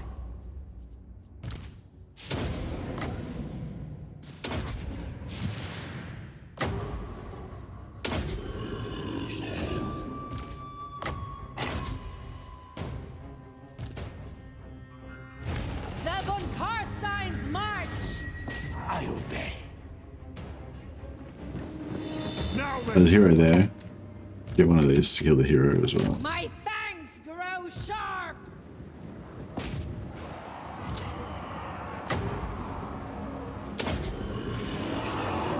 Vlad von Carstein.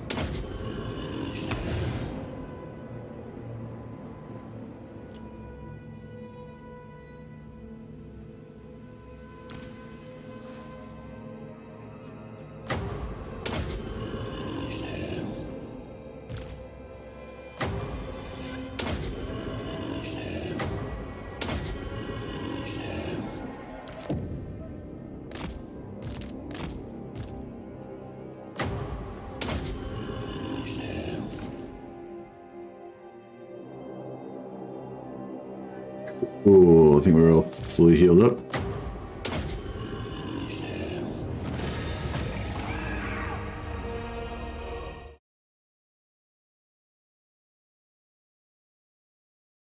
Yeah, I'm actually looking forward to the Chaos Gate stuff, guys. So yeah, if you guys are interested in some more Chaos Gate content, it looks really good. Like initially, I wasn't that excited because all I'd heard about was the new Dreadnought and the Tech Marine, which is pretty cool in itself. Like having a new, Dreadnought dudes now and have Tech Marines with like battle servitors, I think as characters in your missions and stuff, which is really cool. I'm really excited about. I really want to see if you can have like 4 or 5 Tech Marines and have like 18 battle servitors going around in your battles. That'd be so cool. Probably that you can't do that, but I don't know. We'll see how it go. But yeah, also I think there's going to be new enemies and new maps. I don't know if it explicitly says that, but I get the feeling that it is. It sort of says, it sort of makes it there's going to be new enemies, new challenges, and also new strategies that you can employ or something it says. So I'm wondering if there's going to be, I'm hoping they're going to actually introduce new gameplay elements to it, like that were in the game before, but yeah, we'll see. I might try and see if we can get a mega stack going here, because we've got 20 stack here, like heaps of infantry, or a reasonable amount of infantry, plus I got more infantry there, infantry there. So if we can go like as many zombies as possible, 9. Yeah, I'm pretty sure that'll be over 1,000. Yeah, of course it would be. Yeah, that's over 1,000 for sure. Bring me flesh to craft.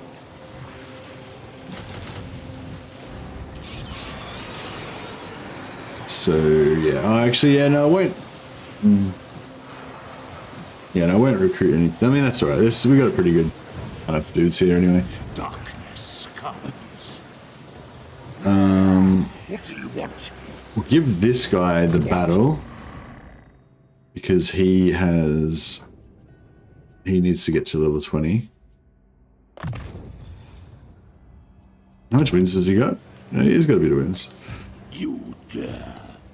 Isabella's getting up there. You dare? Oh, he can't. Oh, he can't make it. His lady.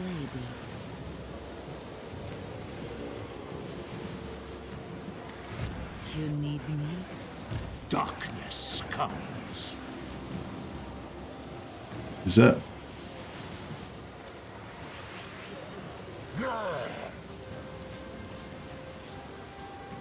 No. Maybe. You think like them. Maybe if we can kill this guy like really fast. You dare. Move us. Ready?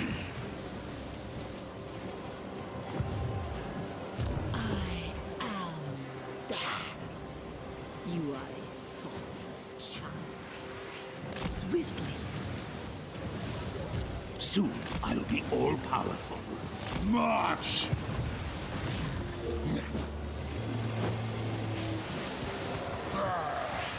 Descendant of the Thor. Night comes. Darkness comes. Strike out! My will alone.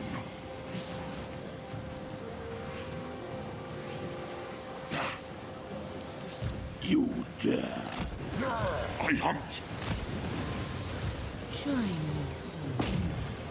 Maybe if we can just drill this guy really fast.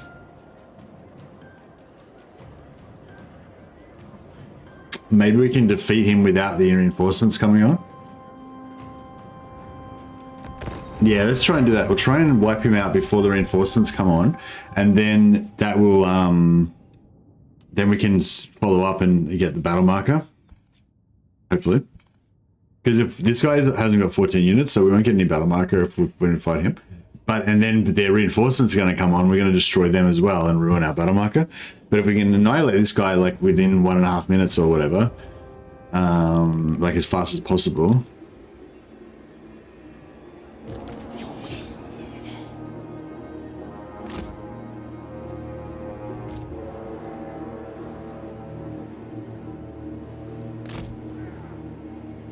The dead are mine!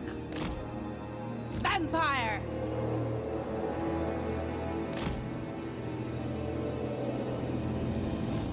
Isabella. Yeah, I feel like this is doable. I am pleased.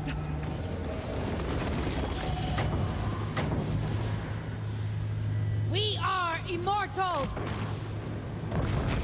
To war. Blood magic.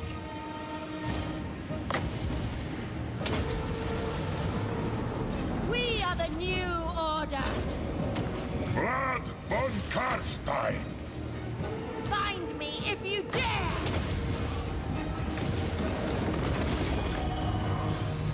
We need more bits of shades there.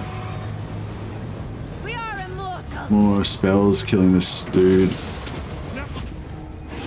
Get him dead. Get him dead. Oh no, we gotta kill these guys. That's the problem. They will suffer. They're bloody unbreakable. So we need to kill them fast.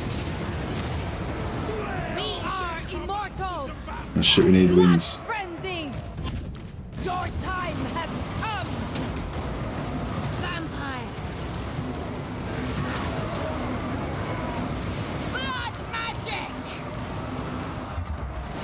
This world is mine. Alright, so we still got heaps of time. Yeah, we got this. We got this. We got this. Death and destruction. Oh, good. Vampire. We are the new order.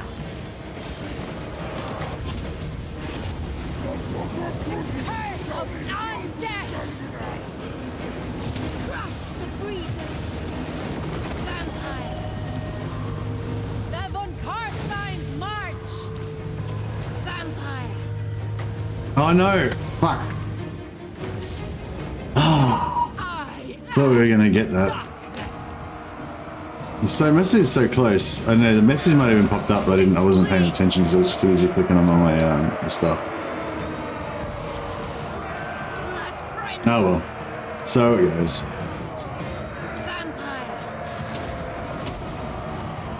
Blood magic.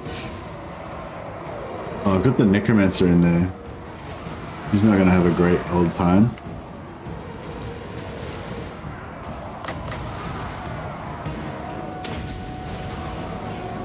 We are immortal. Yes.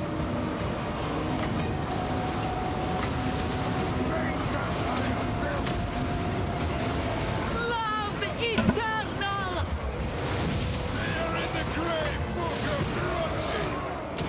Vampire. Die, mortals. Die. We surpass Nagash. So many casualties. Such a waste. Could have been a mad battle marker. Now it'll just all be wasted. Look at those tasty dwarf corpses. All their blood just draining uselessly into the ground. Blood magic. Find me if you dare.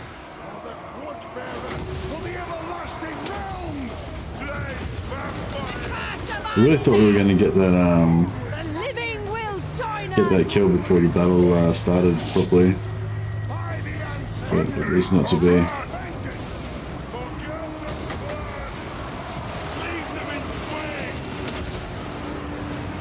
Get some Wind of Death in here just for the old school Wind of Death vibes. Yeah. Burn heretics. Vampire.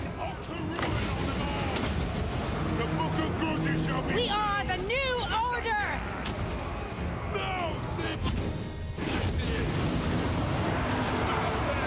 All life must end. Living will join us.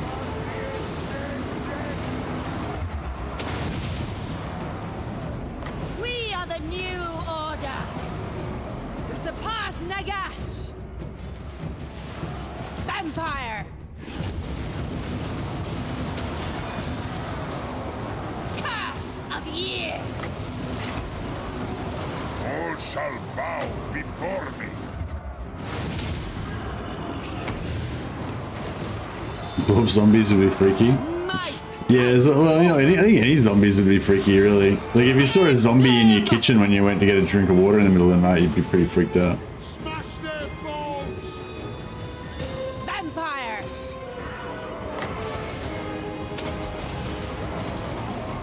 We are immortal. Noble of the night.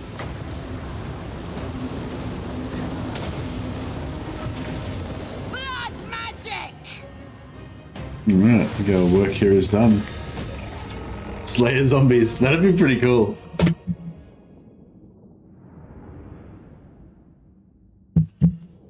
Well, when they do, hopefully when they do long drawn Slayer pirates, they don't make them Vampire Coast like they did with Aranessa. I'm still really kind of. It's like I don't normally think about it, but every time I think about it, it still kind of annoys me that Aranessa's in the Vampire Coast. And like they can't fix it now either because they put Aranessa in the Vampire Coast as part of the Vampire Coast DLC. So people have like paid for, people have paid for the Aranessa. So they can't really ever fix it. Like she's permanently a vampire lord now, even though she's, not a vampire. So yeah, I don't know. It's like kind of whack.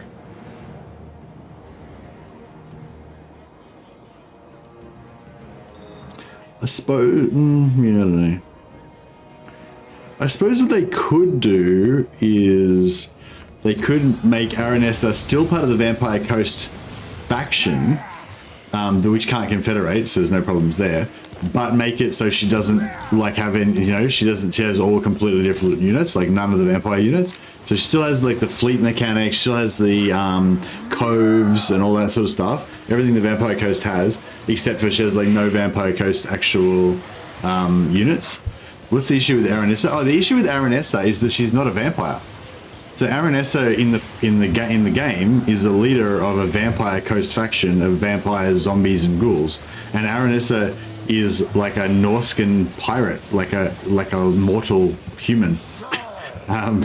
She's a mutant. She's a mutant and mortal pirate, and I don't know much about her lore, but as I understand it, she leads mortal pirates, like just human pirate dudes. Not zombies and vampires and shit. They just shoehorned her in there, I guess, to give them a bit more variety to the Vampire Coast, or they didn't think they had enough interesting Vampire Coast heroes, or they thought a girl would sell more copies or something. I don't know. But yeah, do you know what I mean? So I feel like Aranessa is just fundamentally just wrong. They should just have not even put her in the game if they were going to do it like that. That's kind of how I feel about it. But I don't know if anyone else feels the same way. But yeah, so I like, like with Kislev being Empire, with Kislev having Empire as like a placeholder for until they got made, like that was okay because eventually it got fixed and they're not placeholder Empire anymore. Kislev's actually Kislev, and the Southern Realms like Tilia and Estalia, like they've still got the Empire placeholders instead of their proper stuff, but that's okay because I reckon eventually we'll get Tilia and Estalia and they'll get replaced. Whereas Aranessa has got fucking zombies instead of pirates.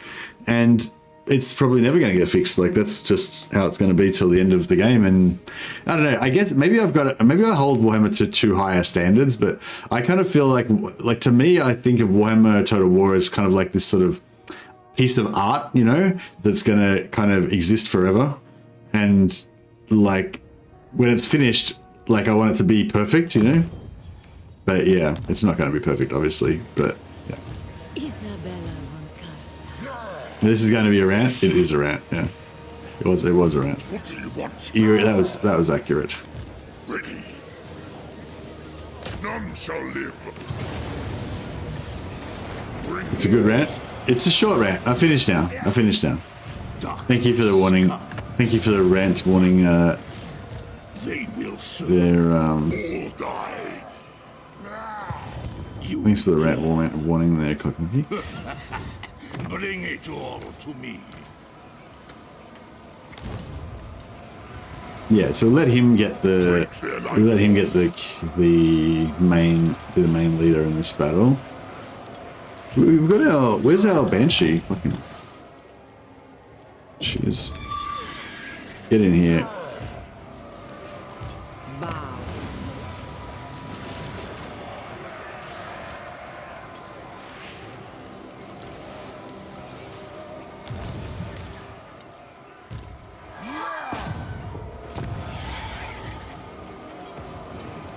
thing is you're right. Yeah, well, I mean, yeah, I don't know. I guess it's just a matter of how upset that sort of stuff makes you, you know? At the end of the day, it's only a minor faction. I can kind of just ignore it. It's just every time I think about it, it's just like, that's not right. You know? So yeah, but I don't know. I feel like maybe, you know, now that I've talked about it for a while, I mean, maybe they will fix it. Maybe they'll eventually release Tilia and Estalia, and then they'll like redo Aranessa's faction using some of the assets from Tilia and Estalia to make some more pirate units and some like pirate Tilian cannon guys and stuff, mercenaries and whatever, and just totally redo her faction, and so she becomes like one of the coolest factions in the game. Shame my clan. That'll all will be well. Destruction. Excuse me. All right, let's do this. So yeah, we're not going to get a battle marker. We screwed it up. Such is life.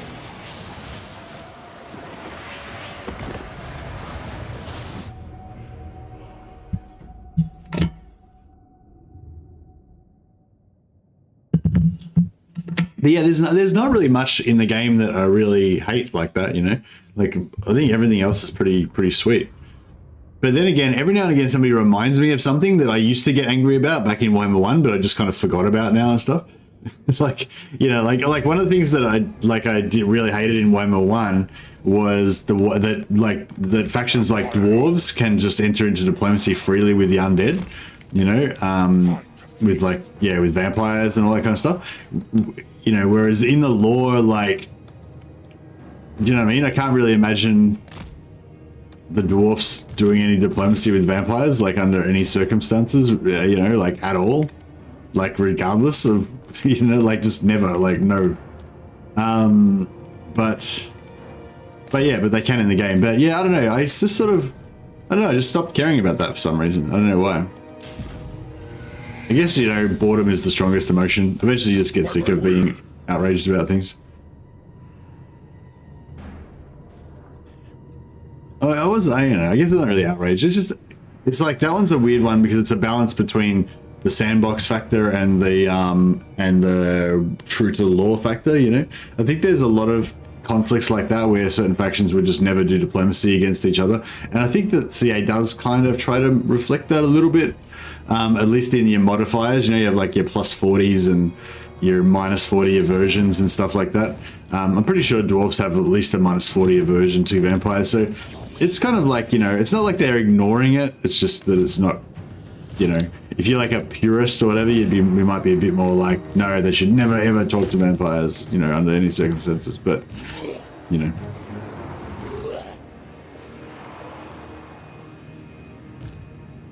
Swiftly crush the breathers! Noble of the night! White King. All right, let's get this show on the road.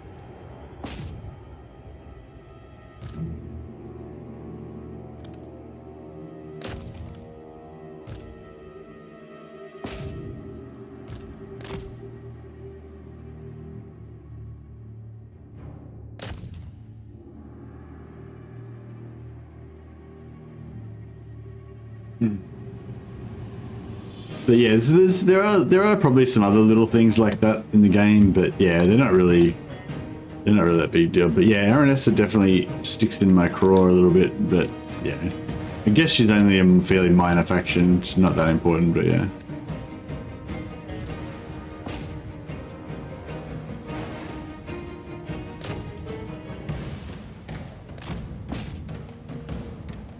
I am very interested in that question though, like in general of like how much can you like disrespect the lore of an IP before you ruin it, you know, before you ruin the product. Like, so like there's a lot of products that people make these days that basically sell on the value of the IP that they're based on, you know, but then a lot of the time they try to like modernize it or fucking whatever, and they just kind of like destroy the, you know, intrinsic, like they just destroy like the original charm of the IP or whatever, like the thing that made it, you know.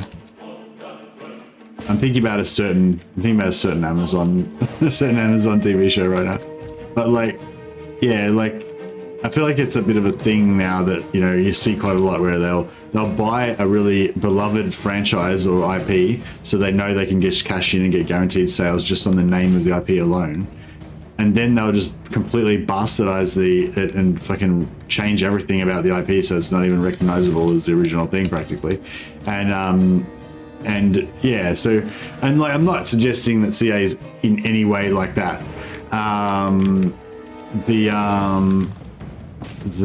not saying that CA is doing that or anything. I think CA is doing a fantastic job. I think in general, the way that CA represents the Warhammer world in Total War is pretty close to perfect, you know.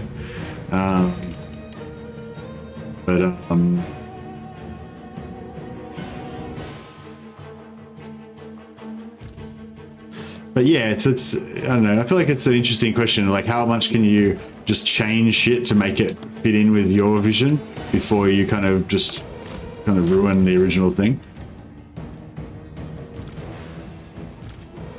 I think with games, it's a lot less stringent. Like, I think with movies and TV shows and stuff like that, it's a bit more like you kind of want it to be a bit more pure, a bit more true to the original story if it's like a movie or whatever. But if it's I don't know, yeah. I guess I'm asking what you guys think, really, more so than just telling you guys what I think. Hamza says, that's the thing, Warhammer lore is not the IP, Warhammer game is the IP. People buy the game for the game, not for its lore. Yeah, I mean, I'd say that's definitely true. Like, I'd say probably, you know, most of the people that have bought the Warhammer game are probably buying it because they think it's a cool game, or they've heard that it's a cool game from their friends who played it or whatever. But I still think my original point stands that, like, one of the reasons why they chose Warhammer as the IP to base the game on is because they knew that Warhammer Fantasy Battles has like a huge and fanatical, like, baked in, like, fan base, you know? Like, even if the game was not anything special, like, there'd already be like hundreds of thousands of people who would be interested, who would be following the development of the game just because it's got Warhammer in the name, you know? And many other companies have done that as well and cashed in on it without actually delivering the goods like CA have. But yeah, so I mean, yeah, I do agree with you that, like, with the game, it is like a lot more on the merits of the actual game. Like, if the game's good, that's a very big factor. And I think that's the same with TV shows as well. Like, if the show's good, then, you know, that will outweigh a lot. Like, you can butcher the lore and, like, change everything as much as you want. You know, if you make the show just so amazing, well written, awesome, you know, then people will probably forgive you a lot more, you know.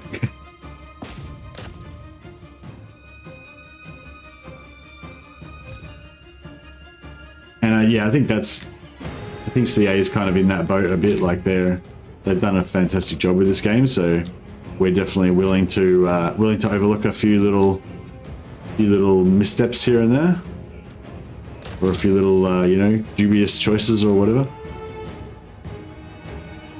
Just look at the universal praise of Warhammer 3 diplomacy this rework. People love going against the lore as long as it makes the game better. Yeah.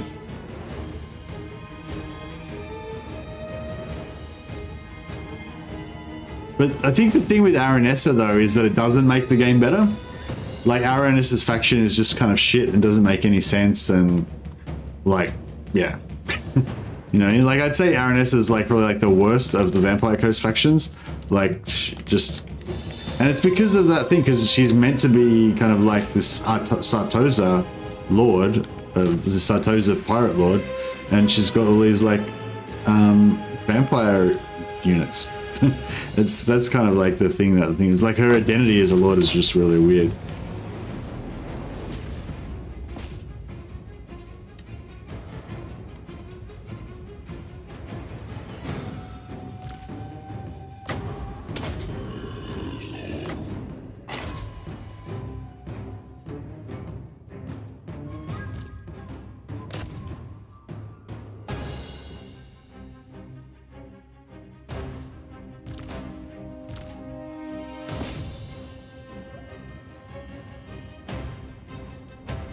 Yeah, but I think the diplomacy thing is a bit different. I think the diplomacy thing is a bit different to what I'm talking. I mean, although I did open that up by mentioning diplomacy before.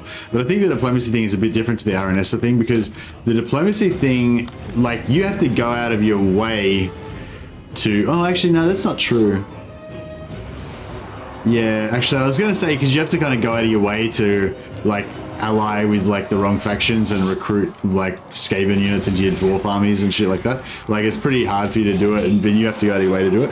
But having said that, I'm pretty sure the AI does occasionally do pretty random stuff. Like, I think they probably tried to tweak it a fair bit so that in general, you know, like, you might see, like, wood elf units in a Bretonnian army, or, you know, dwarf units in an Empire army, or whatever, but, you know, you're probably, like, less likely to see Skaven units in an Empire army or Skaven units in a dwarf army, because they've got the natural aversion. And so, yeah, I think CA has sort of made an effort to make it, you know, like, not make it, like, hard and fast locked, so you can still sandbox it if you want, but they've tried to, like, with the aversions and stuff like that, they've tried to make it so that it is kind of a bit reflective of the law, you know. But anyway, I guess what I'm trying to say is, like, with the diplomacy stuff, it's your choice, you know. Whereas with Aranessa, it's not your choice. Like, her faction is just a vampire faction in the game for some reason. You know what I mean? Like, it's just, there's no, it's not you.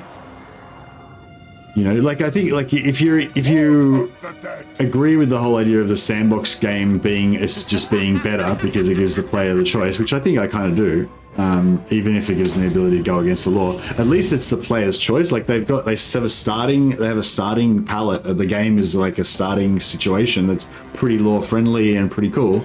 And then if they want to subvert all that and make their own, like, fucked up version of Warhammer, like, that's fine. They've done it. They've done that, you know. But I don't think, like, I don't know. I just really want the base.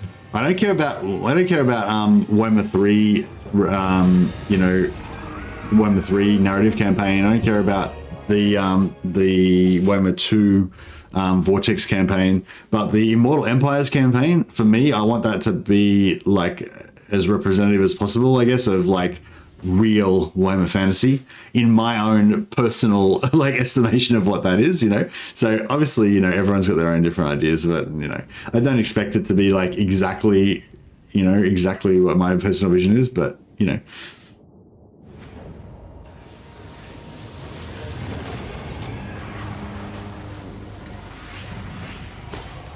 But yes, anyway, long story short, I feel like Aranessa's faction is not in keeping with the law, and also just a badly designed faction, and yeah, just a bit of an eyesore that should be fixed. But it's probably not the biggest issue, so probably don't need to continue ranting on it for the whole rest of the session. I think we go for a loot and occupy. Generally go for as much money as we can, and More sleep shines. yeah, try and get as much money as we can, and also get some rebellions. I haven't been able to get rebellions. Haven't really been happening too much though. Must have the public order's too high. This better be important. Can this guy? No.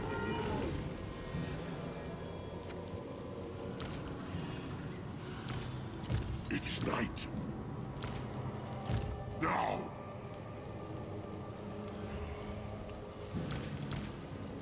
My will alone. Darkness comes. Yes. You dare.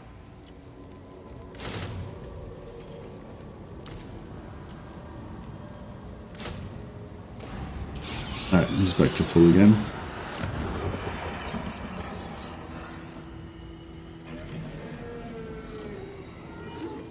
There's a series based on Discworld that had a mixed reaction from fans. It was based on, but very, very different from the book. TV series. Oh, is that the recent one? Yeah, I didn't really get into that. You're talking about the one that came out, like, I don't know, 2 years ago or something? That was about the detective, like the cop, but basically the police force in Ankh-Morpork.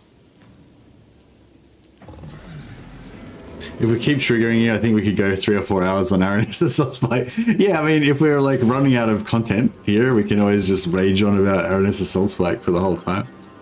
But it's good-natured raging, you know. It's just more like, I don't know, hopefully constructive discussion about it, you know, about like how I kind of see things and whether you guys see it the same way and stuff. I'm quite liking Hamza's take on things, that basically no one cares about the lore as long as the game's good.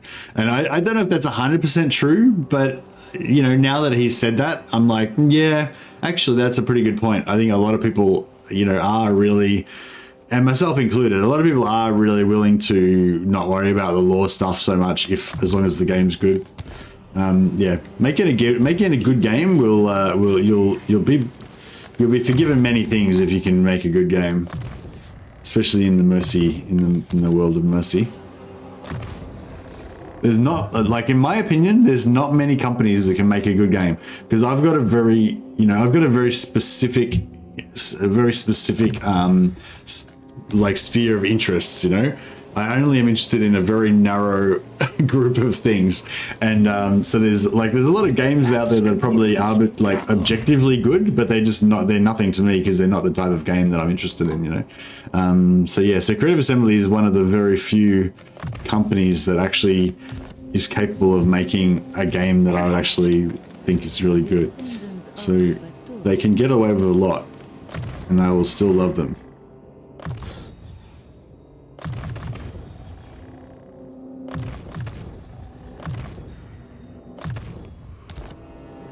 Got like 8 levels to fill in now. So leveled up for a while.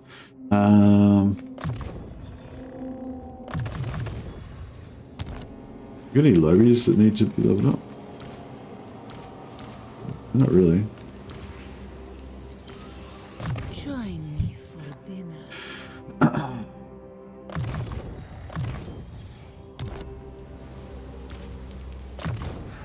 Vlad von Carstein.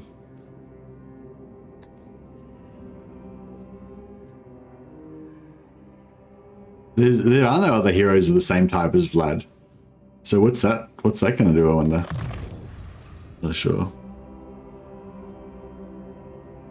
I guess we can... Oh no, I won't waste points on training. Mortal levies. Civilian... I mean...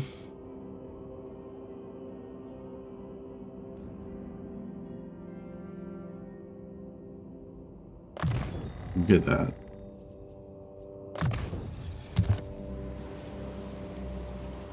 I 100% agree with Mercy. I like all types of games, and I think there aren't a lot of good games.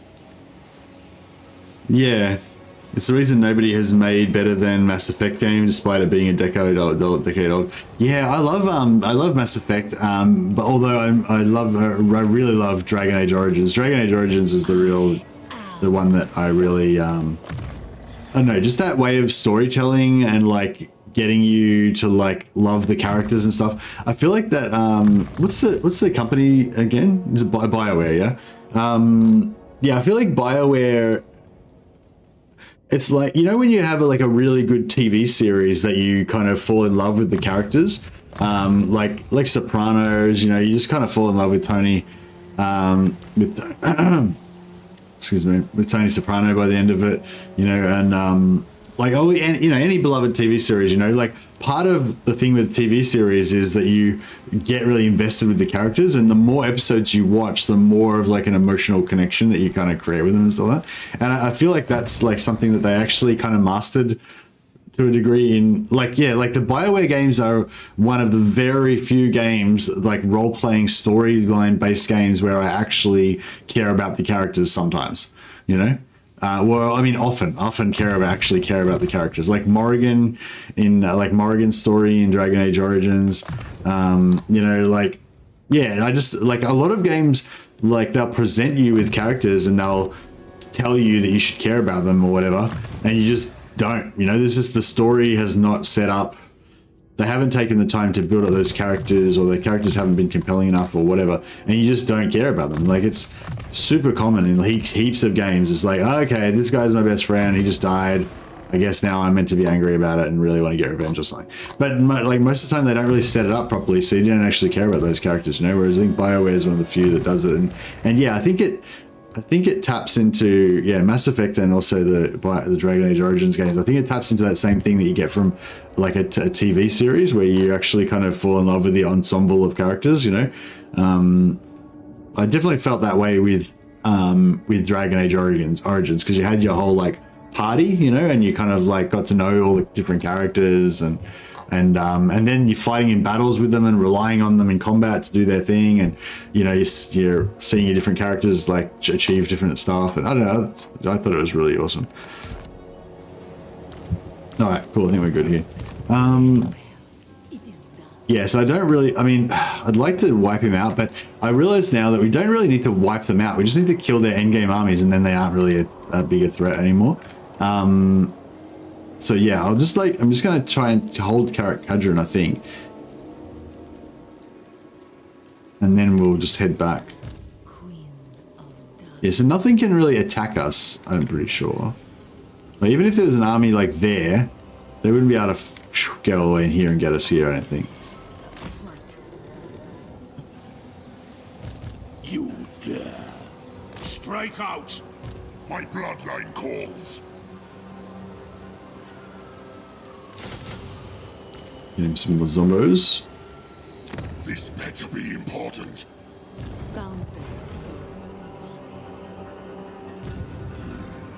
This night.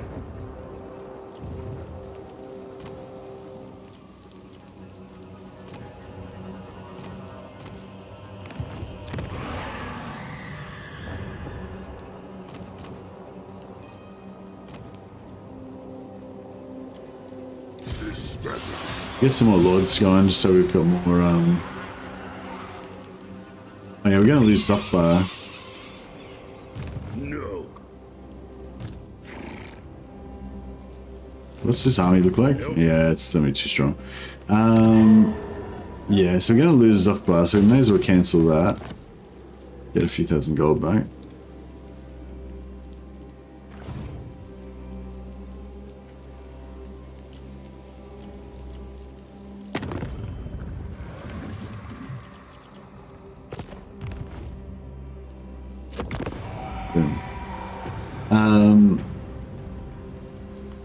There was a meme about Pontus in Rome 2 not being very good, with one person pointing out that you don't have to play Pontus. I like Pontus, but the advice applies to other Total War factions I don't enjoy. Yeah, that's true, yeah. Yeah, and that's kind of like the thing with Aranessa, you know, I just don't play Aranessa.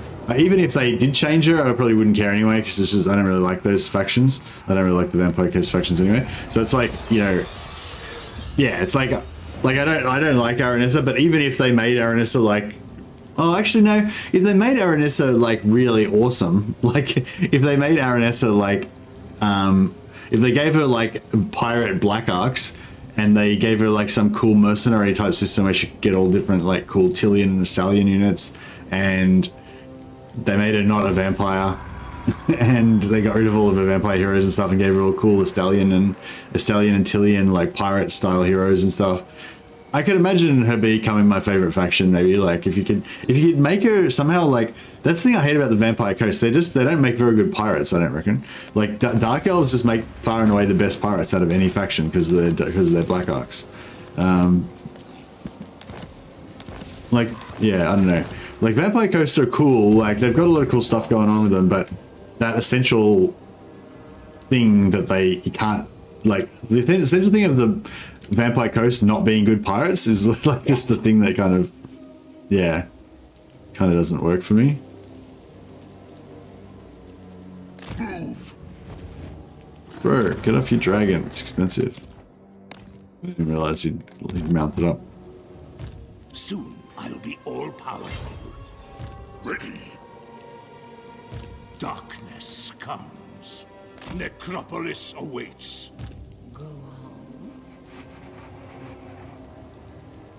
Everything dies. Speak. All shall perish.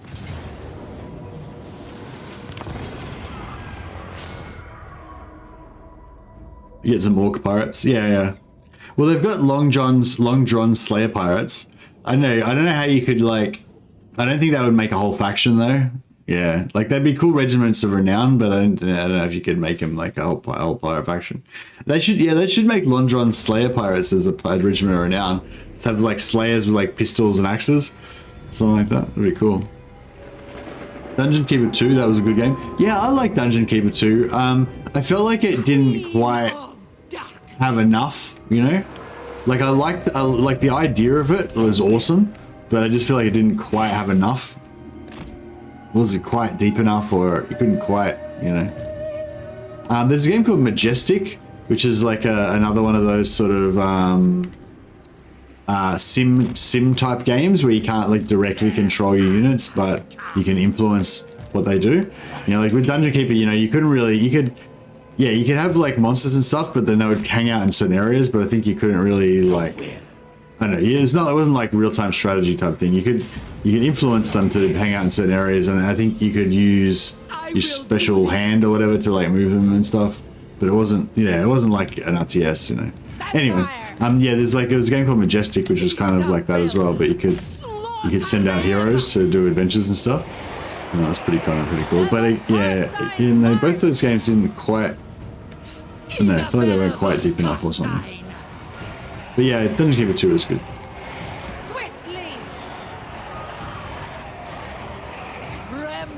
I guess also you got to put it in the frame of reference of when it came out too. Like I think if Dungeon Keeper 2 came out now, I wouldn't think it was very good. Isabella von Carstein. Yes. Swiftly. What's this army look like? Yeah, we're gonna get away from them. My lord, with haste. Go over here. Swiftly.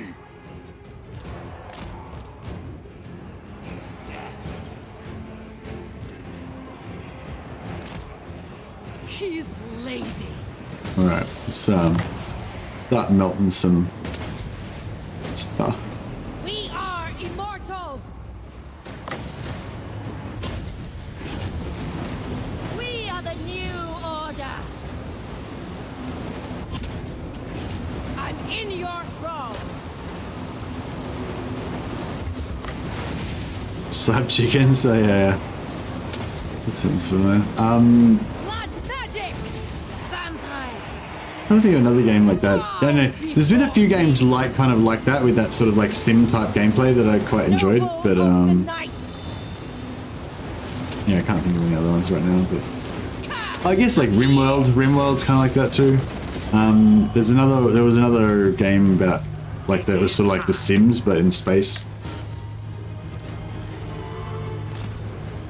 It was kind of like a cross between The Sims and like an Aliens Tower Defense type game. I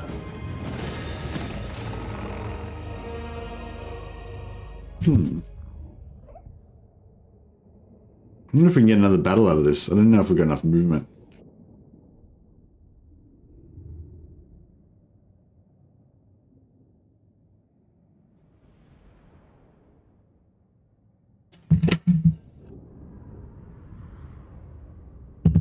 Baldur's Gate is kind of the GOAT game of all, the greatest of all time for me. They're making Baldur's Gate 3, but it's not the same. Yeah, I feel like that as well. Also, I hate tieflings. I'm such a I'm so weird with fantasy games. Like I always hate like all of the other races. Like in Destiny 2, like I hate that skeleton guy. Like I don't know, I don't know. I just can't like get my head around like having these like really weird ensembles of characters.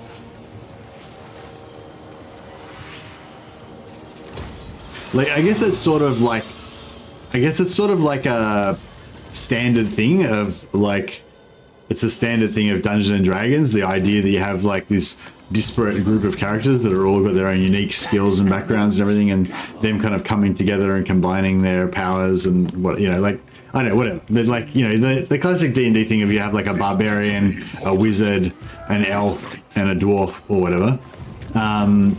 Yeah, that's like the standard thing that you do in D&D, but I don't know, like I just thought, like I was always like, but why would you have a dwarf and an elf in the same party? And you know, why would the wizard want to hang out with the barbarian and whatever, you know what I mean? Like it's like, wouldn't it make much more sense to have like 3 barbarians and like 3 barbarian warriors and a barbarian shaman, or like 2 barbarian warriors, a barbarian hunter and a barbarian shaman? And then you'd have like, you know, you'd have your balanced party with some different skills and everything, but they'd all like, it'd actually make sense why they would all be hanging out together, you know? Or, and like whenever I played like whenever I was a dungeon master and I used to do kind of like Warhammer style, like we used to play like, sometimes we'd play like Warhammer Fantasy. I didn't have the Warhammer Fantasy rulebook, so I'd like make up my own like homebrew rules. But it would be like set in the Warhammer Fantasy universe kind of thing. Yeah, I would always try to encourage my characters to all be kind of like the same race and stuff, you know, like the same, or like believably that they could all be friends and stuff. Like I wouldn't want them to have any like weird combinations and stuff. So yeah, I guess I'm not very good. I'm not a very good D&D DM. Yeah, so I kind of sometimes I refer to like all tabletop role-playing games as D&D, but yeah. Yeah, in this sense, I don't mean necessarily actual Dungeons & Dragons, I just mean like, yeah, tabletop. D&D style tabletop role-playing games, you know. Then go. No way. Crap.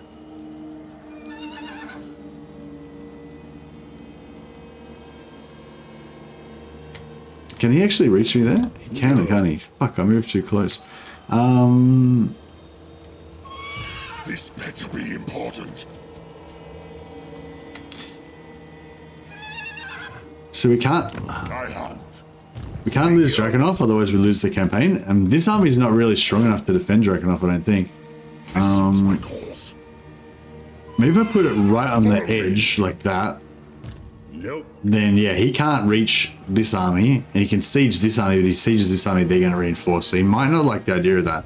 I imagine he's probably strong enough to kill everything, but you know, to resolve at least. But yeah, hopefully not. Actually, some more Zumbos up in here. Some more Cryptoras. Mortis Engine.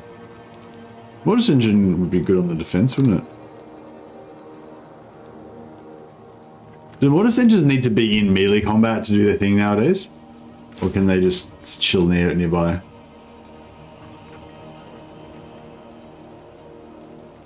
Enabled if in melee. Okay, yeah. So, do you reckon the Mortis Engine is still good? Even though it has to be in melee? I'm just a bit worried it would get chewed up by Slayers and stuff.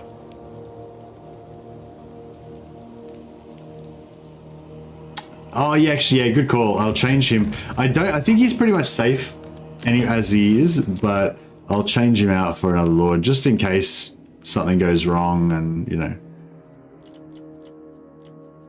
Ready. Put an Immortal Lord in there so that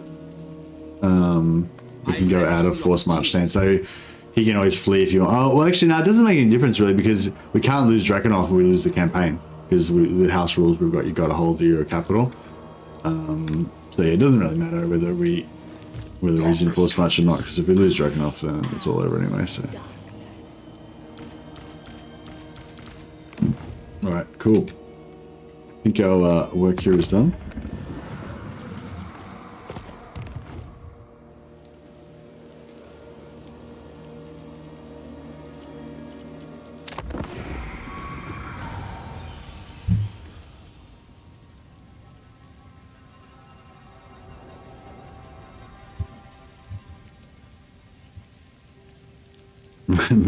Mercy is based and Garethos peeled. I'm not sure if I even know what that means, but it sounds like a compliment. Thank you. Shit. Oh, at least I didn't get the ambush. That's cool. Yeah, I forgot about zombie. Yeah, fuck these Skaven ambush attack armies are going to be a hassle for us. We're going to start having to make proper armies, I think. Oh yeah, we can get a battle marker out of this, right? Yeah, we got 1,000. He's got 1,000. Yeah, let's murder all of our zombies in this battle and see if we can get a big battle marker.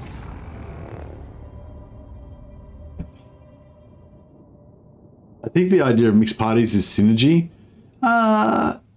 No, I don't think that's right, Cloak Monkey. I think the idea of mixed parties is the giving people the. I mean, yeah. I'm sorry.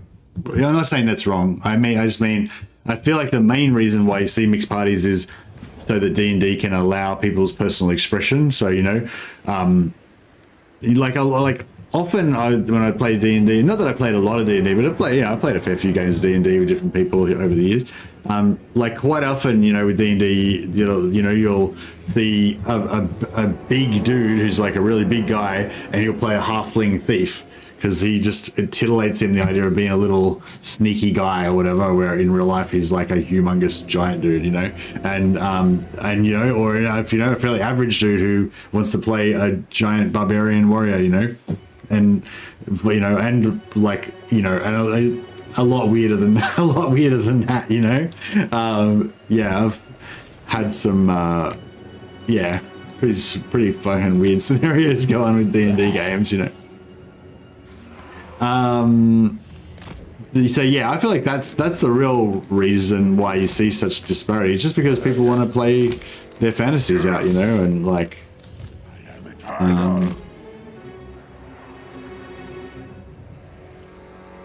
Night has fallen. But yeah, I don't want my players to be able to play their fantasy out. I want them to only play according to my strict and regimented fantasy that only allows a very narrow range of fantasies within the same. But yeah, so as the people mentioned, I don't think I'm a very good DM. I don't think I'm a very good DM.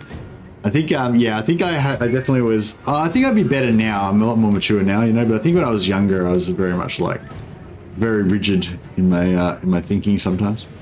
D&D, where you're a literate human ex-farmer who was conscripted into military and became a fighter, gets paired up with the guy who wants to be a birdman ninja from a magic floating city.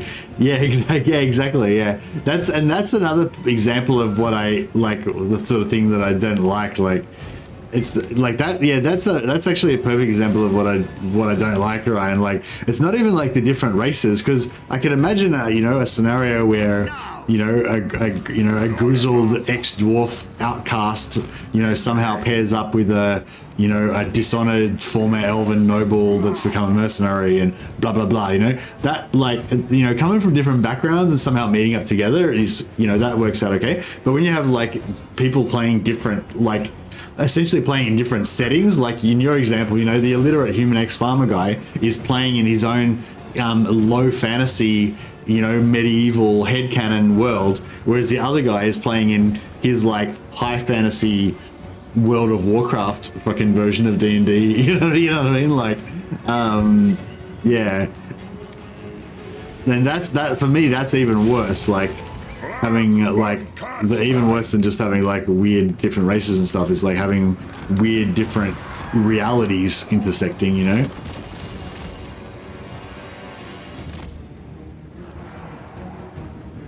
Oh yeah, I'm trying to win. I realize now that's not the object of the exercise, is not to win. The object of the exercise is to die. Forward, my pretties.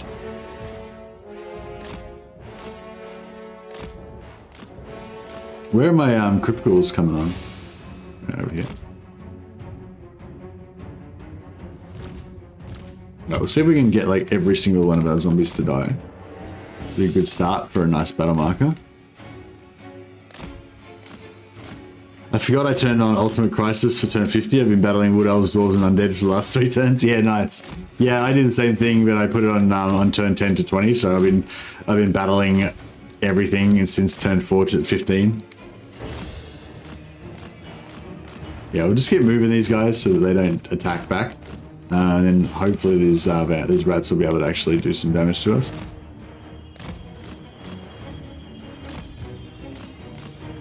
Nothing sucks as much as playing Skaven and getting ambushed by Wood Elves. Yeah, that's embarrassing. Thankfully, most of your rats still survived. Yeah. Worst thing is not even that. It's meeting Kairos and him taking your capital before the turn even finishes. As a DM, I was alright. As a player, I like to play really stupid characters to a fault. Is what it is. Yeah.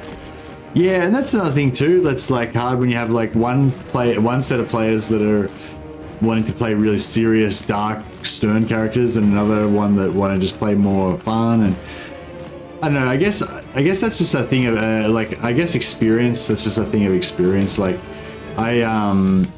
yeah, I never really kind of got came to terms with, you know, like I never really came to terms with like the idea of D&D as a social activity between friends and as a kind of semi-serious, like, you know, role-playing game experience or kind of thing, you know, like I think again, like now that I'm a bit older and more mature, I think like obviously the getting together with friends and sharing a fun evening together is like the primary thing, you know, like I think especially as an immature D&D, as an immature DM, we're quite anal about stuff and everything. You know, you can get quite angry and finicky, like fed up when the players like destroy all of your, you know, carefully organized stuff. But we'll do overcast. We only do overcast pits because we want to get as many kills as possible. We should get. Oh, bro, where did that miss? Fucking totally missed. I don't understand. Why you guys all keep coming in? You're ranged. Sit back and be ranged. Fuck, we're gonna miss again. Damn it. Alright. Alright, let's get serious. Alright, we need to get some more winds of magic. Where's my forbidden rod, dude? She is. It is time. Noble of the night. Oh, I haven't put on my.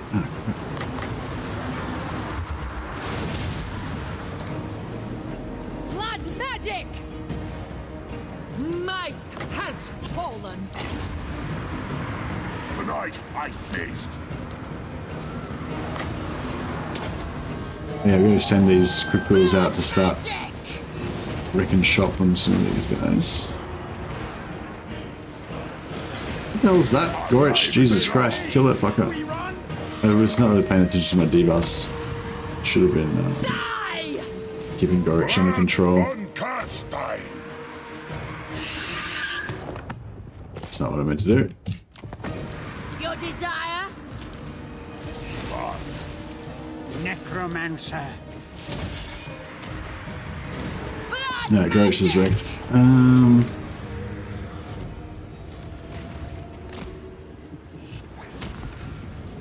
Alright, now we're going to try and kill as many of these rats as we can get.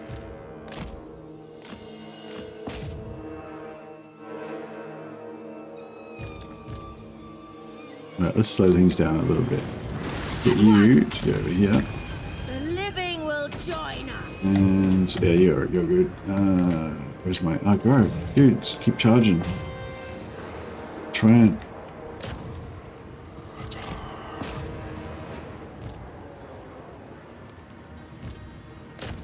just want to try and get as many kills as we can. We are the new order. Let's get Vlad to keep healing Your time has come. as much as he can. We are immortal. We are immortal. Vampire, as inevitable as death. End them. Use a bound spirit leech to kill surrounding enemies. Yeah, that's a good call. I'm in your I just forget which one's got it.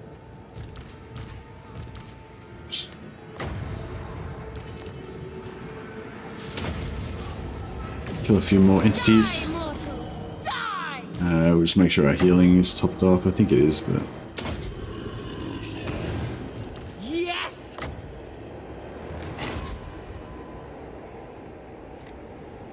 probably just about what we need to kill now.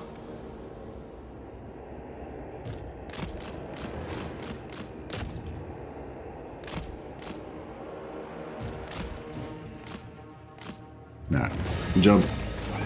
Alright, then what do you get? We should get... Well, how much do we get? 3,000, 4,000, 5,300? It's not bad. I'll take it.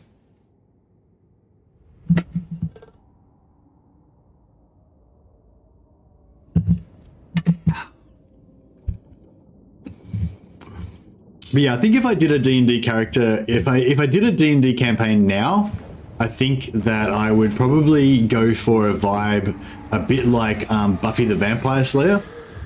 So I'd try and have a little bit of I try to have the background be quite like cool fantasy, you know, probably Warhammer fantasy background, but then have the characters be a bit more like modern, like let the players be a bit more like modern, you know, like in Buffy, or I don't know, maybe Buffy's not a good example. You know, when you have like characters that are sort of set in the setting, but they have more modern sensibilities, you know.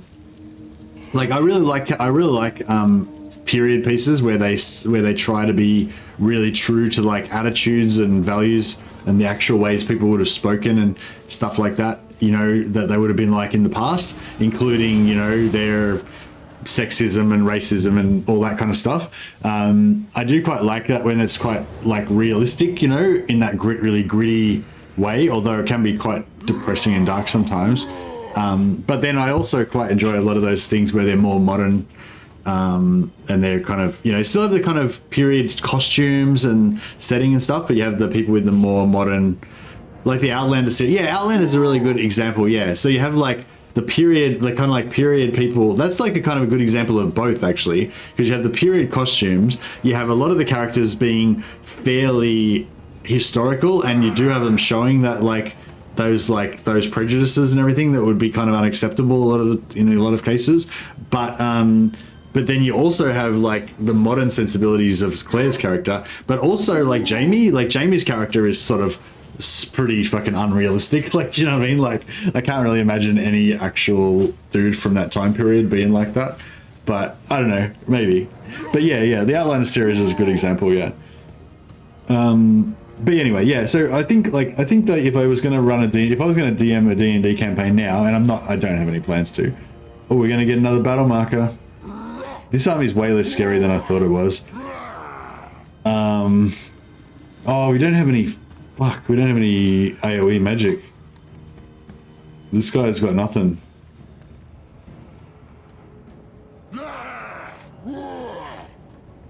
And neither does he. Shit. Do you reckon these Graveguard can kill their Slayers?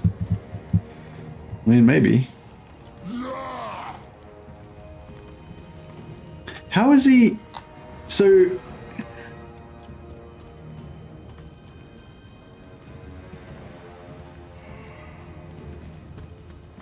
Has he got any artillery? Oh, he's got no artillery.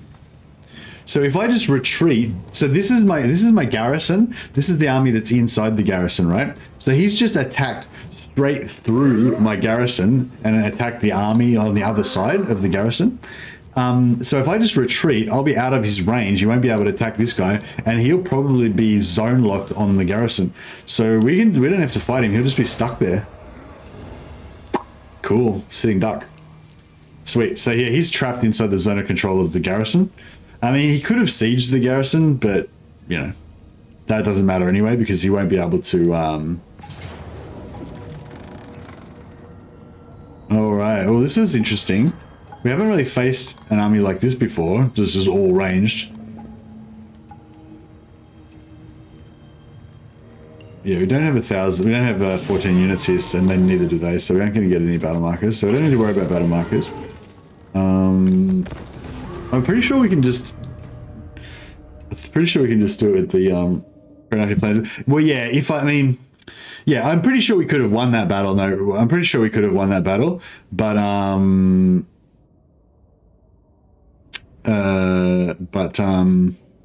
Yeah, pretty sure we could have won that battle, but if we can we can refight the battle where we're attacking, and we can have some units that can do AOE that kill those slayers, that would make it a lot less painful, I think. Or we can just go all out with zombos and go for massive battle marker. Right, actually, yeah, another massive battle marker right near Drakenhof would be probably pretty good. Tonight I feast.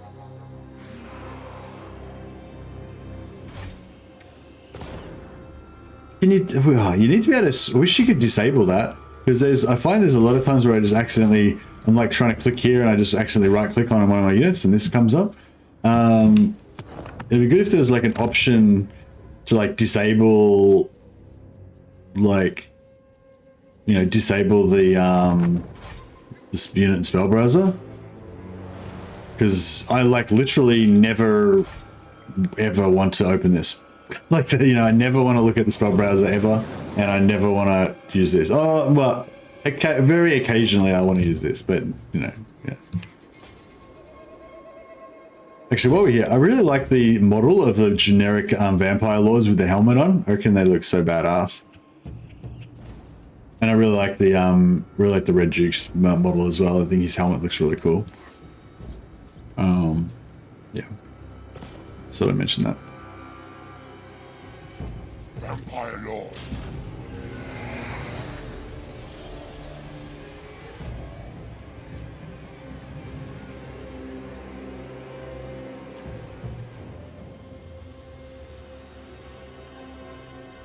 Oh, scouts. Scout dogs. Did they find me? I don't know if they find me or not. Alright, let's see. I think these heroes can probably...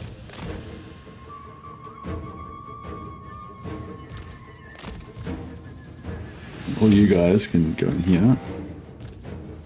Not you. Now, I'm pretty sure... Oh, crap. You guys get over here and hide in the forest as well. I'm pretty sure that their archers will not shoot at our heroes. So... Oh shit, they got a lot of bats and eagles and crap. Whoops. Alright, you guys land. We surpass Nagas. Oh, is there still one? Living will join us. Vampire. Blood frenzy. Alright, we need to get some debuffs going. So we can put down the incoming damage a little bit.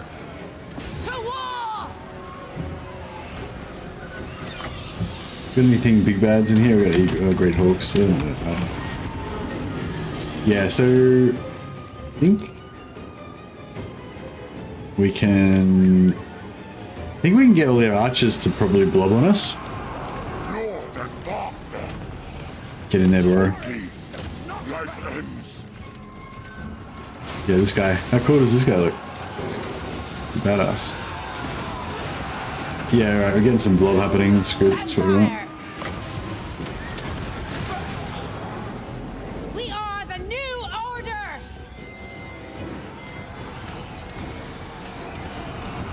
Oh, we're getting knocked around by their large units.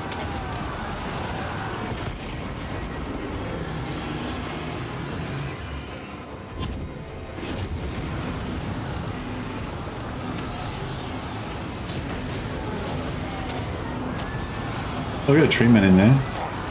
Yeah, alright, let's kill him. Isabella can debuff the crap out of him.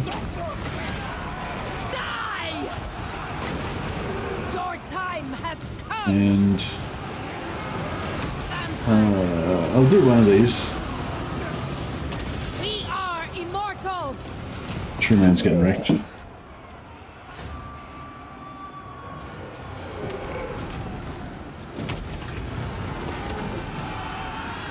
Alright, let's dump another hit.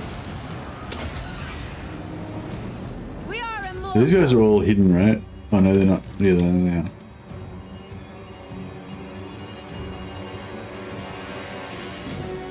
These guys... I just want them to stay hidden in there. Because, yeah, because we're not going to get a battle marker out of this, so there's no advantage to getting our zombies murdered in this particular battle.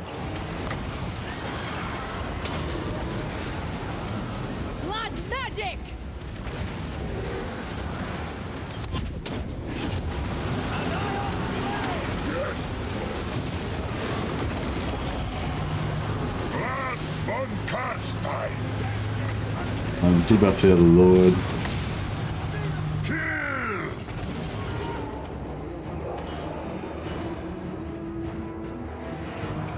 What's that over there? Oh, more archers. Okay. If we had more time, we could probably get it. We could have moved these guys over there, but they'll come in before we get there, and then we take heaps of damage from shooting. So, not ideal.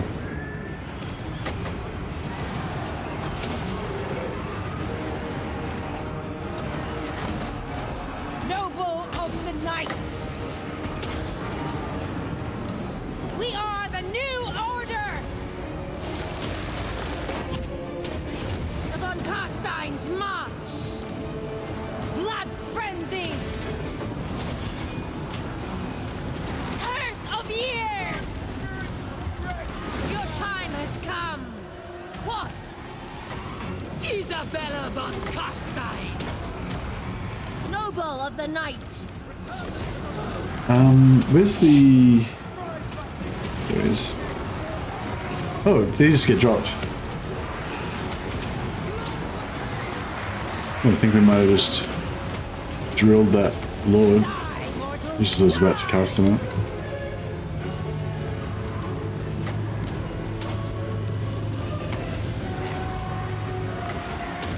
End them! His lady. Vampire. Hitting the bears is good. We are the new order.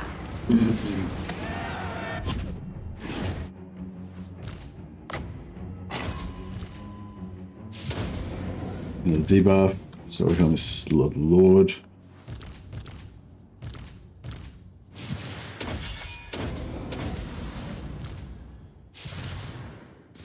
Debuff.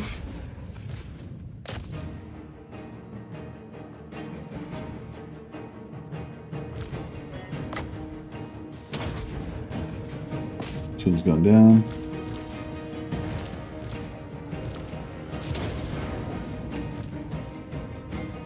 Next one.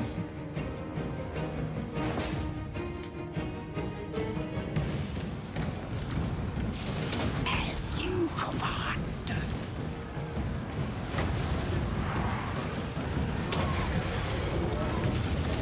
Curse of undeath. When did the fireball land? Magic! Really hit our own guys. I got it. For him. Yeah, Draken. That's pretty good. My lord.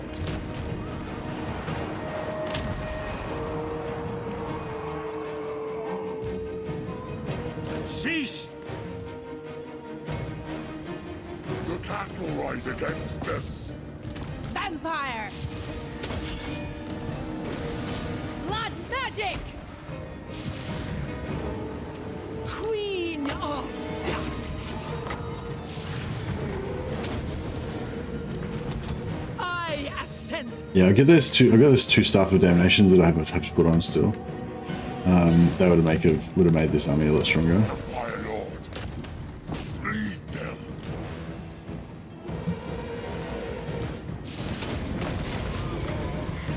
Victory is mine! The von Carstein's march. Drilled. My lord. Alright. Bow before me! My enemies flee before me.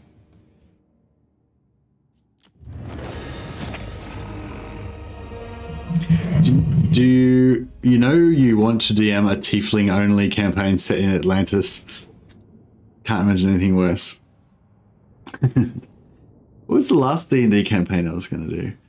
I think the last one I wanted to do was, I quite like those ones where, you know, like I wanted to do like a one-shot one that was like set in a tavern, you know, like Dusk Till Dawn sort of thing, you know, like it's set in a tavern and there's some sort of things outside, and so you have to board up the doors until nighttime because there's vampires outside or something, and so everyone's like stuck in the tavern together, and there's like you know, there's some different groups. You know, there's like a bunch of hunters that kind of keep to themselves, and they're all like in the corner drinking and not talking to anyone else. You know, there's like a group of like dwarven miners that have come in from wherever nearby, blah blah, and then there's like a handful of the locals. You know, one of which is like a big, loud, kind of gross dude that sort of insults people all the time and drinks too much and everything. And there's like, you know, and so, you know, and then it turns out that, you know, one of the hunters or somebody is like, there's like a double agent, you know, or there's like a murderer inside the, like, you know, one of the people inside is a murderer, and, you know, have to, you know, that kind of thing. So it's got to have the whole like dusk till dawn, like enemies are trying to break in from the outside, everyone's got to band together, but at the same time, you know, like somebody goes into another room or whatever and somebody gets murdered, a body turns up and you're like, who did it? One of us is an enemy as well, and blah, blah. You know, anyway, you know, that kind of thing. But yeah, I don't know, I'm not really a very good role player, and I'm not a very good storyteller either, I don't think. So, you know, I'm basically a shit DM. But I had an idea that I wanted to do a D&D campaign for my non-D&D friends, and so I wanted to make it like a very much like a sort of storytelling, role-playing based thing, not like a combat thing. You know, like when I was younger, when I was like 14, 15, we used to play a bit of D&D and stuff like that, but it was very much like a combat simulator, you know, like we were like teenage boys. We're all mainly interested in how much damage our characters can do in combat, you know. So like we used to use miniatures a lot to, you know, plot out our battles and stuff like that. So yeah, I think I wanted to do kind of like something a bit more role-playing based, but I don't know. Beats that you all meet and decide to go on an adventure together. Yeah, well, yeah, we definitely did a bit of that when we were younger, especially. Oh yeah, this looks great. This looks like a whole lot of magic item drops.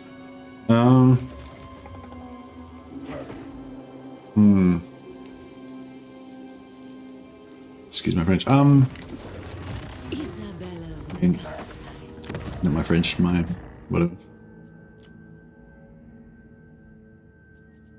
Alright, so we want to get some of these bad boys in there. Give one to Vlad, so we got to find it, you know, you can always find it when we need it. And we'll give one to Isabella, so we go. So we know we can just easily click on Isabella and Vlad to get them going. Actually, I might give Isabella one of the helms of Discord as well,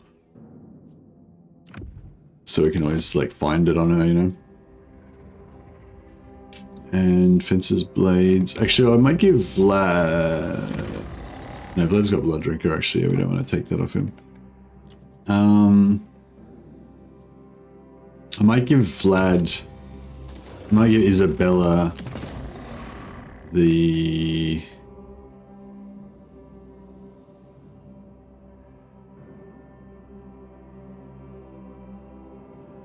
Yeah, I'll give Isabella the Tormentor Sword.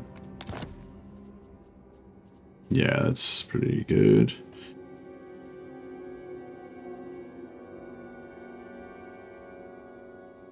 Should we give her the Talisman of Preservation as well? Upgrade her toughness a little bit more. Yeah, that's perfect. He's perfect as well. Oh, actually, enchanted item, he doesn't need that, but I don't think there's anything else better.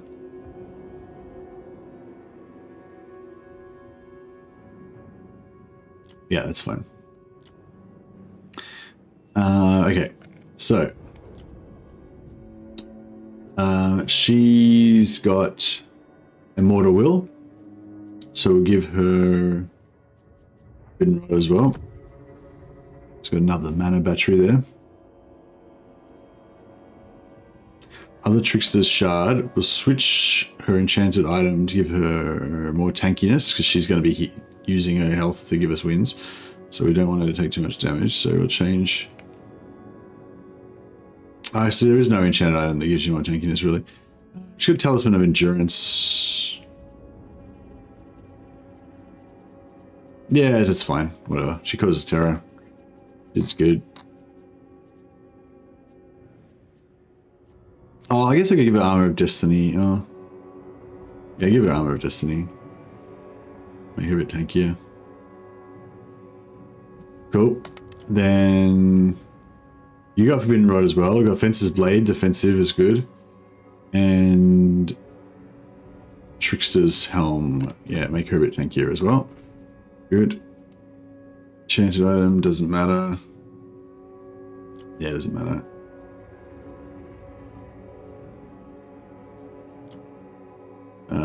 He doesn't matter. She is on Hellsteed, so she wants to have... Yeah, Rod of Flaming Death is good for her. And... Weapon. Maybe give her, actually... Executioner's Axe.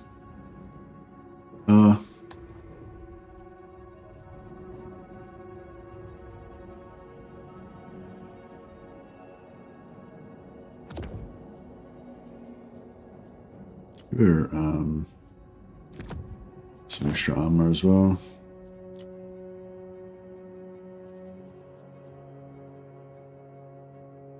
Actually, give her the Shield of Tullus because she needs missile resistance.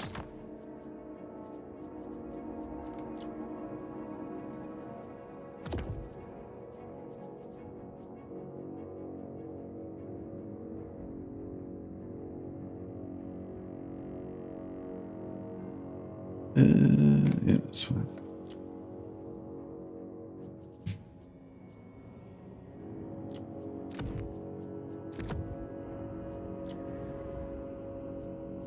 Just how yeah, that's good.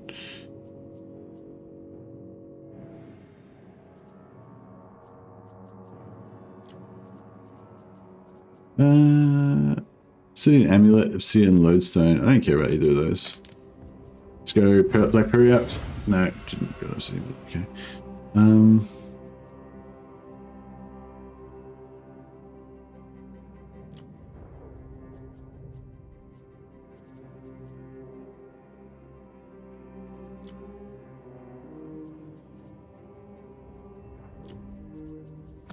Bit more armor.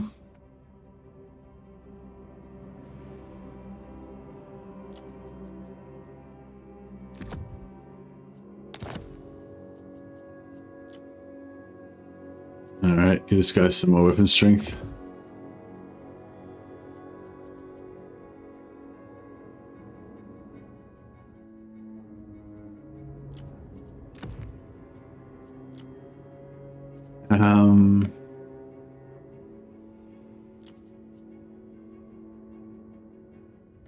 Why not?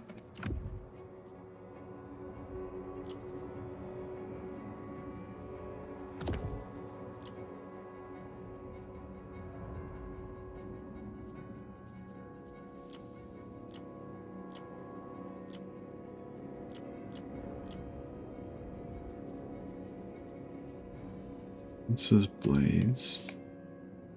I don't know, we're kind of... Yeah, we got it, whatever. We don't vampires have an item that gives free Pit of Shades? Is it vampires or is it dark elves to get it? They will serve. What do you want? I don't know what to do here. I kind of want to take Isabella like this way so she can kill this army, but then... Never.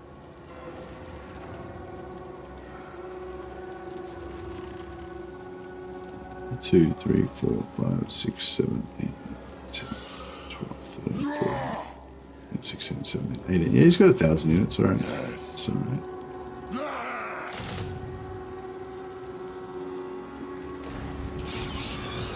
Nope. Tomb rot.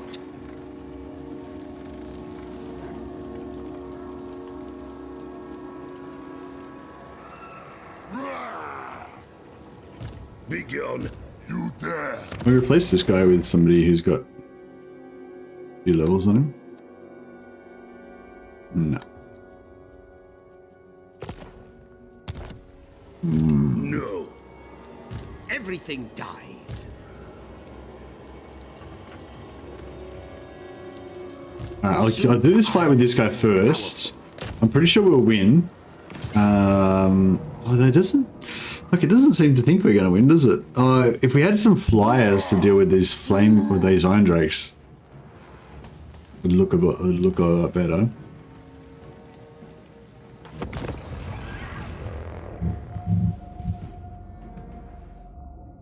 Yeah, I don't know. I would like to get a battle marker here, but I don't want to lose too much of the garrison.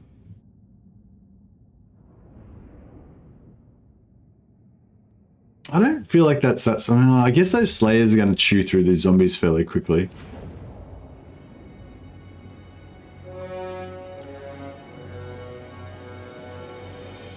No, I don't have any bats. Bats would be good. I could have had some bats. I just didn't get any.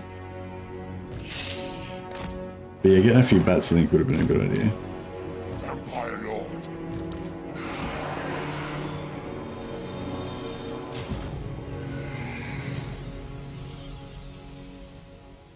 Yeah, I think if we kind of come around like this and come around like that and just pincer them in the middle, completely surround them, I think we should be able to grind them down. I'm not sure why it thinks that it's going to win so hard. I mean, I think that we're probably going to take some damage, but I don't think those slayers are going to be like that strong, are they? Lord and Master. With haste. Swiftly.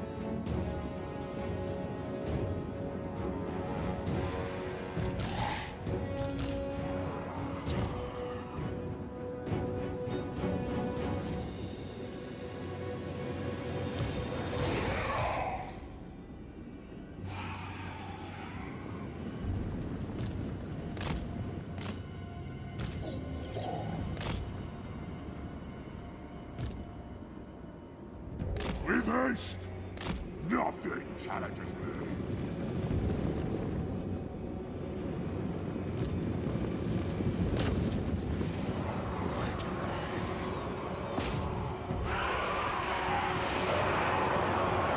Yeah, this Slayers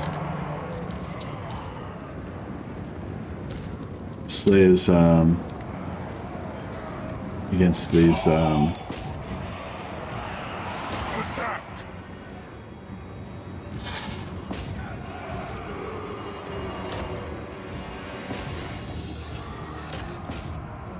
yeah, it looks like we're gonna let them.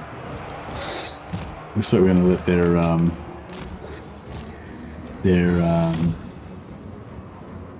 Iron Drakes fire at will into us, which is probably not the best.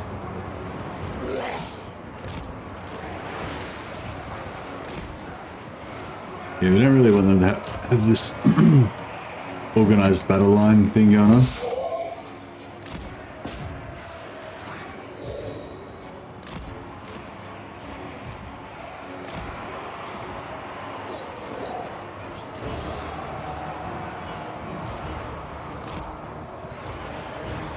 With haste!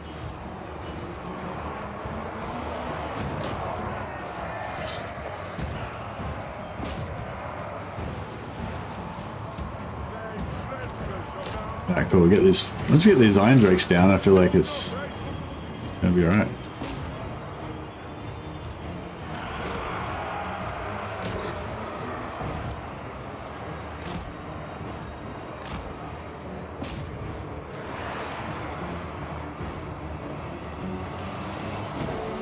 Vampire Lord.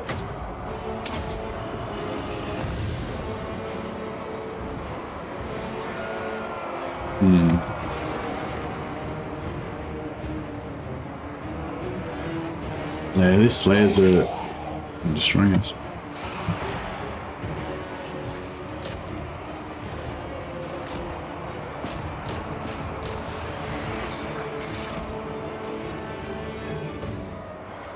Vampire Lord. Oh, these actually no, these Cryptors are holding up pretty well. They're mixing with the zombies is reducing the damage enough that they're actually being able to handle it with hunger. It's pretty cool.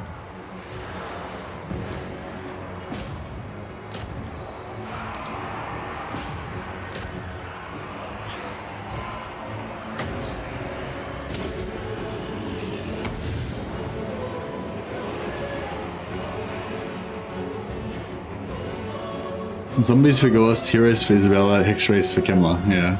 Is it Hex? Does Kemla get the? No. Is it Kemla that gives energy shield to the Hex rates, or is it in the tech? No, it's in the tech tree, isn't it? You can unlock it in the tech tree. I don't think this Lord wants to go toe to toe with Hunger and Ironfish somehow. Probably not. How about we cast a spell on him? See if that'll help. Probably not a great deal. Check out these fuckers. Slayers just want to fight to the death. Jeez, this is still, there's still a lot of army going on here, isn't there? Not exactly having a great old time. These cav are getting fucked up.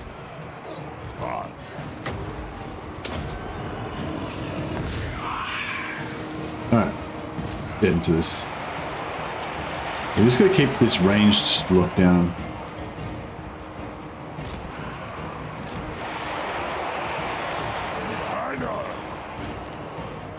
Do we get this? Yeah, cool. Nah, thanks, Click Monkey. Tech tree? Yeah, cool. So, okay, so you can do the energy shield thing with anyone then. That's cool. Beautiful. Alright, cool. Get around here. Try and get onto these guys. Shut that down. If that starts flaming to there, it's going to be... Well, actually, if it starts flaming to there, that's also pretty bad. Our cavalry are fucked, but they might be able to get in there and shut this down.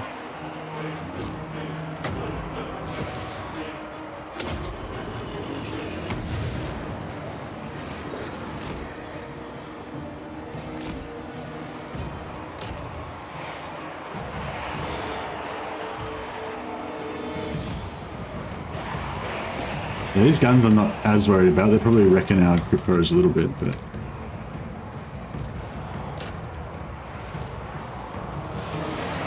Give them death.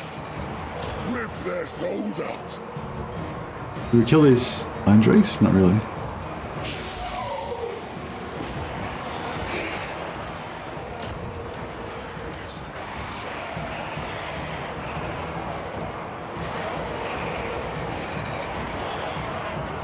Yeah, I think we just got to keep these Cryptos healthy. We can keep them alright.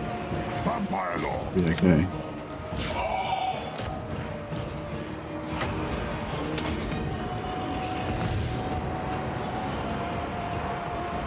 Alright, we've shut down their range. That's good. Yeah, all their range is pretty much fucked now. It's a bit left, but it's not that great. No, people lost those graveyard over there. I thirst.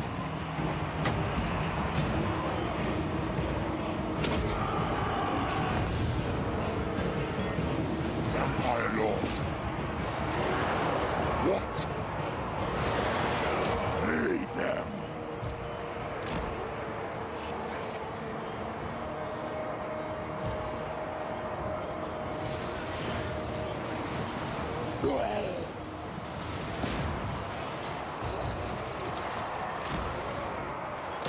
Alright, this is looking alright.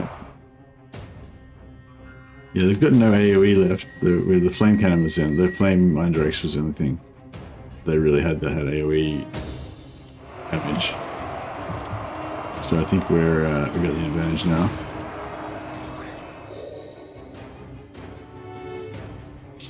They're probably going to still grind away at our guys quite a bit with their superior troops, but they can't, can't do anything crazy.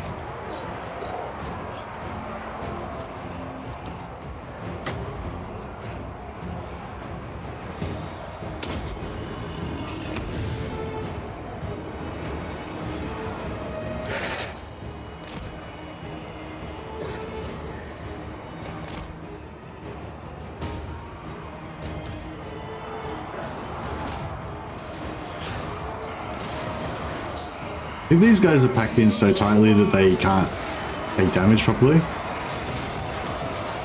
Oh no, the Cryptos seem to be getting some work done in there.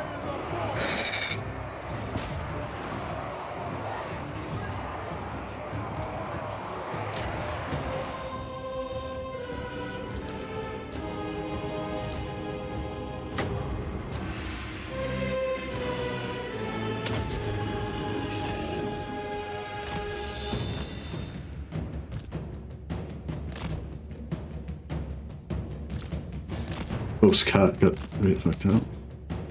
Tried to 1v1. Oops, is it melting? Vampire Lord. Oh, we got no one wins. Alright, cool. Yes, So we need to minions. get this corpse cut in the middle here and let it Now. do its thing. Shuttered? Shuttered, yeah, good. Really shuttered? Alright, I think we're just down to just killing Ungram now.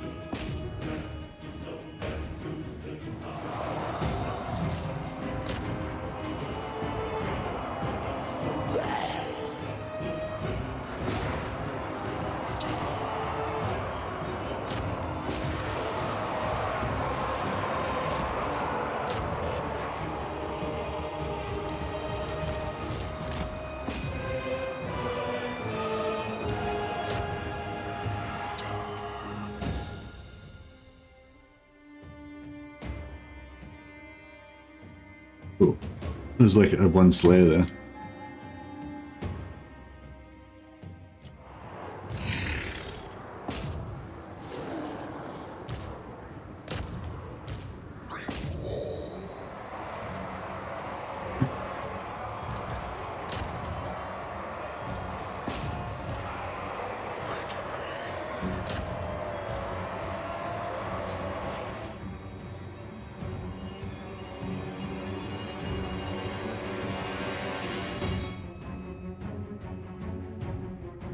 Emily gives them horrible regen and self-regeneration. Oh, to X-rays and stuff. That's cool, but I mean, you don't really need it because you've got Invocation of the Heck anyway. I mean, yeah, I mean it's good, but the Invocation of the Heck will bring back entities as well. So, you know. You find like it makes a huge difference having the horrible regen in a blob around Kemlo as compared to just healing them.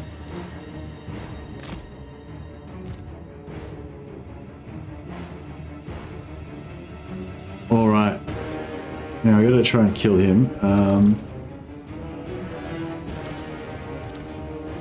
I switched out the Lord that had the magic items on it. I just realized. He should be exhausted by now, I guess.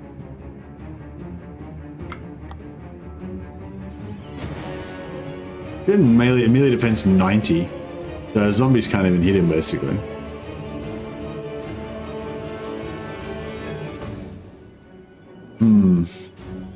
Alright. Well, maybe if we put like Cryptos on him, they'll kind of like keep him knocked down a bit.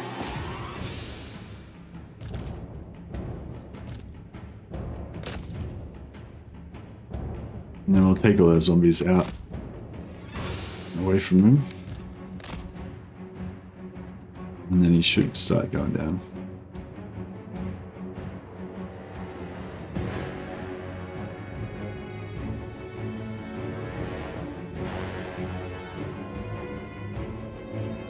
Slowly. I guess we'll get there eventually. It's going down very slowly. Actually, maybe if we cycle charge, maybe we get all the zombies out of the way and then we start cycle charging with the crypt horrors so that they get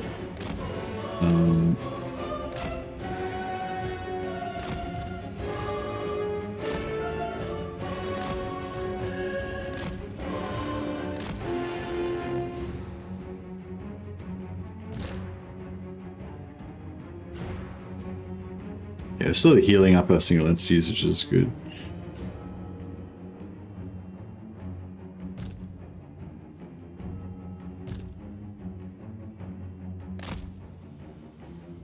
Oh yeah, he's going down. He's going down. Down to like a third now.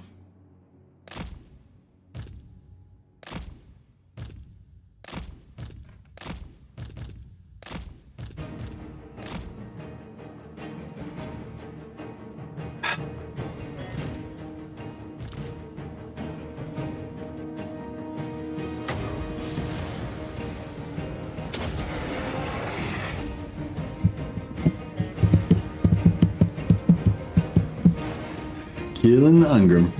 Taking some time. Hey there, Murad. Say the one, Benji.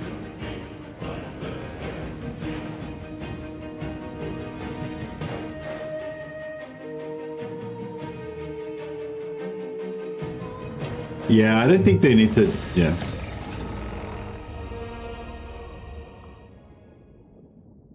All right. So yeah, we would have got a pretty good. Oh, 3,000. 3,000 ish. It's not the best battle marker, but every little bit helps. At least the dwarves obligingly stood and fought to the death, mostly. Into our battle marker. Yeah, I should have like got more of my zombies killed, but without any AoE spells, it's a bit hard.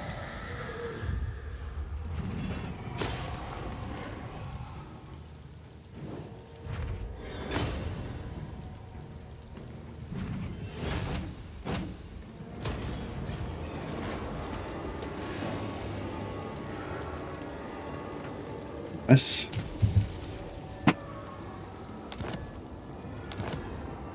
Soon I'll be all-powerful. Bring war!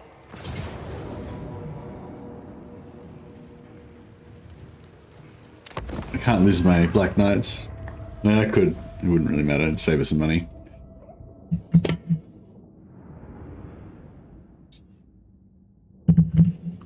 But yeah, so what? Maybe I'll do a poll. We'll do 2 polls. Well, we'll do 1 poll first.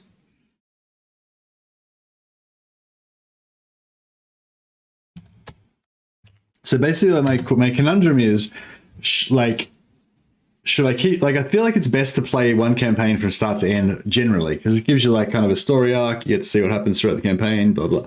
But I feel like this particular campaign is probably going to take me like a year to finish. So it's not really realistic for me to just play the one campaign the whole time. But yeah. So anyway, so I guess I'm like, well, I don't even need to do a poll. All right. So I guess my current thinking is like I think Clock Monkey suggested, instead of just playing this one campaign hard out forever, we'll just play it like once a week or something. Kind of like just keep chipping away on it every now and again. But yeah, I don't know. I feel like when I do that, it doesn't, like, people, I don't know, not necessarily that interested, but I don't know. We'll do it as an experiment. There's quite often, yeah, actually, there's quite often like times where I'm kind of like in between, like, because I quite often like to start a new campaign on Friday nights, like, because it's start on a weekend, I can stream a little bit longer and stuff like that.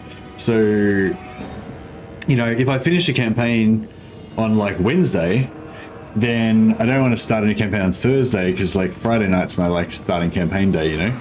So then I could like stick in another episode of our ongoing Isabella campaign. You know, it could be good to have as like a filler thing. So yeah, I could do it like that way, where I just jam it in wherever, like as a sort of filler campaign, or I could have it like a specific day of the week that we just keep working on our endless Isabella campaign.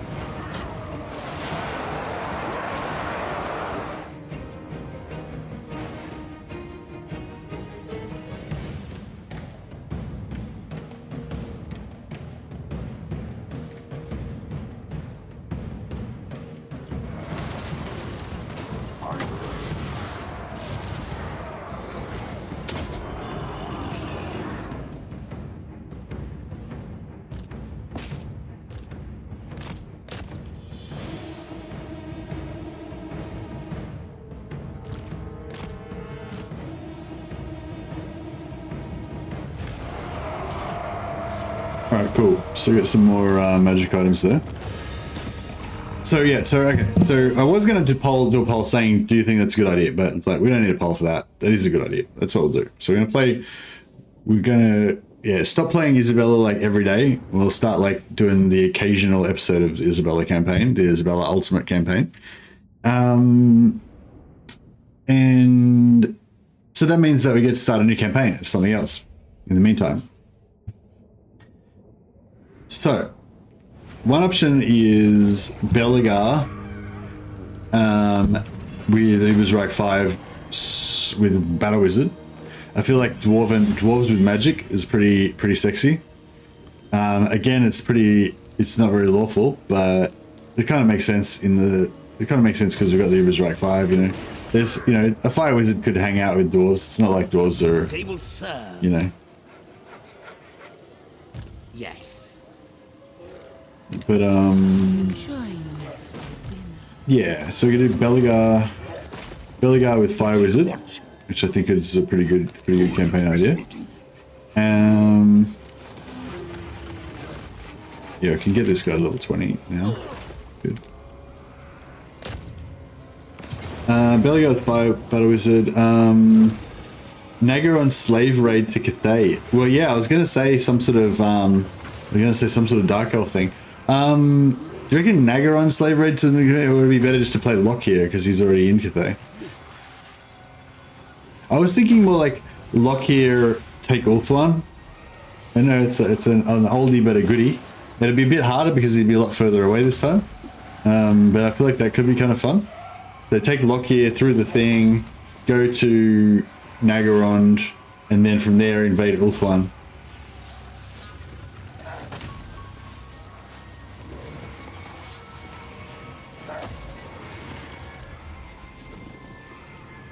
Or would it be more fun to just, yeah, would it be more fun to take Malekith and go to Cathay? Or we could play Hellebrand as well, because Hellebrand's got the bonus to captives after battle, I think. Makes it a bit easier for her to maintain slaves. Although, actually, has anyone played Dark Elves in 2.3? Apparently, they made it a little bit easier to maintain your slaves in 2.3.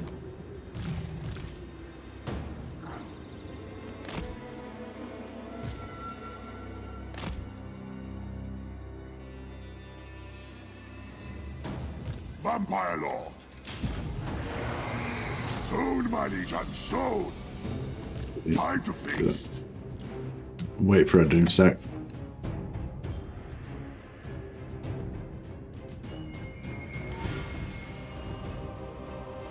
Yeah, so we've got a bunch of lords now that are either immortal or like they're either, you know, legendary lords or whatever, or they're immortal. Well, this guy's just about to become immortal. We've got two other Necrarch lords that are innately immortal, plus Isabella. So we've got 4 immortal lords now. So they've been like backup lords at the moment up until now for Isabella's Doomstack. So yeah, I think I need to give them all some good spells to basically, you know, weaponize them so they'll be their own little Doomstacks. And then we can start maybe getting into some more auto-resolvable battles so we can start getting things moving a little bit faster.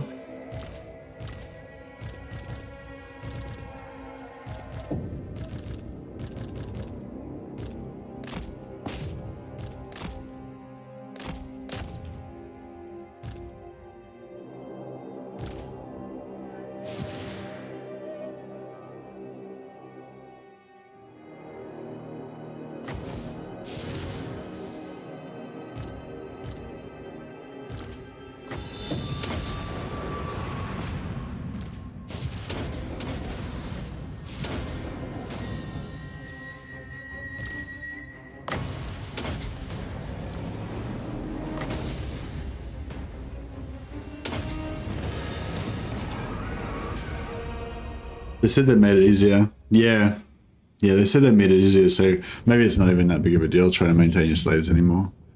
I really enjoyed, like, I feel like the new slave mechanic is really good for empire management. Like, it's especially good for buffing growth. You can get 100, you can get plus 100 growth on one province at a time. We get plus 50 with all your provinces. And then you get another plus 50 on one of your provinces with your dictat as well. So you get plus 100 growth on one of your provinces. It's just cool to, like, you know, level up to just, you know, build up all your stuff. So I feel like the empire building thing is good. That's why I think the Malekith campaign is really fun at the moment. Like, I played Malekith and it was really fun. Those dictats and everything were making it pretty enjoyable to build up his empire. Whereas, I don't know, if we're doing Lockyer one, I reckon the Lockyer one might be a bit more... Lockyer might be a bit more of a pirate horde type campaign, migrating around and stuff. Eventually we'll probably settle down in Ulthuan or somewhere, but, you know, it'll be a while before we get to enjoy that. Sleep times. enjoy that extra growth and like empire management. They will serve. Level 20, alright, we're immortal. So now, yeah, this guy needs, I guess, Wind of Death.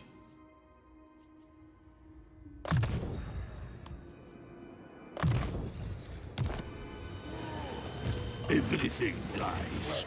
Bring me This guy, flesh to craft. I guess he needs to take Purple Son of Xerxes. Xerxes, sorry, because he's not gonna...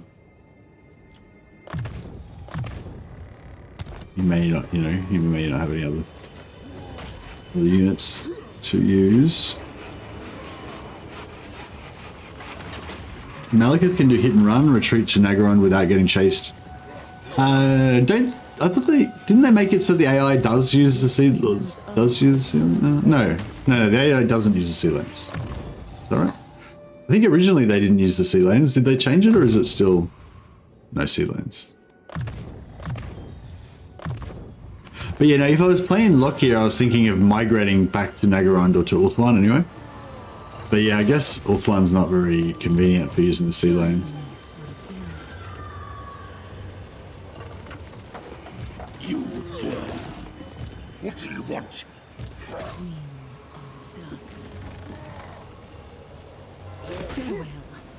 I will alone. Bats and wolves, gather. This better be important. Cool, alright, we get some magic here. Auto resolve. Seems fairly painless. Raise the standard, yeah, that's alright.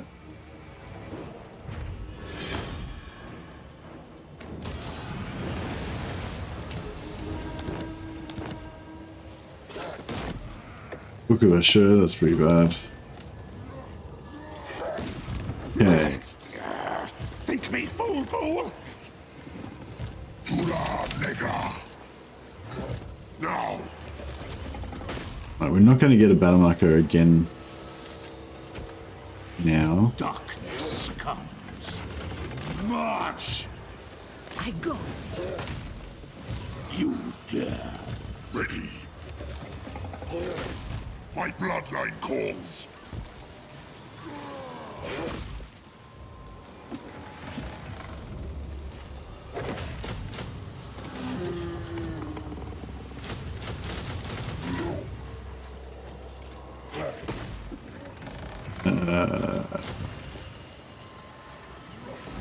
Yeah, so this will give this guy his own little army. Darkness comes. Seas of blood.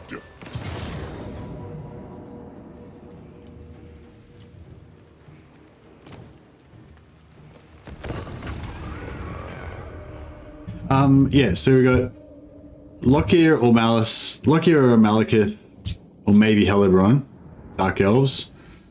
Wouldn't mind getting some slave mechanic going on.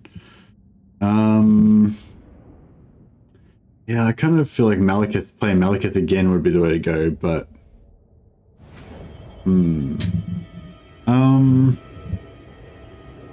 what else did I want to play? I feel like there's a bunch of different factions I wanted to play. Oh yeah, Belegar. So yeah, sorry, Belegar with Bro Wizard. That would be fun. Or we could do it with a different faction.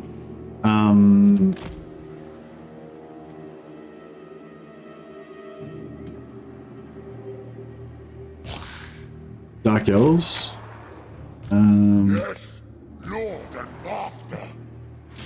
North's going to take their eyes. Man mode campaign's always appealing, but I don't think we need to do one of those right now. What else is there that needs sciencing at the moment? I kind of wouldn't mind playing some other vampires, but I don't think I want to go back-to-back vampire campaign.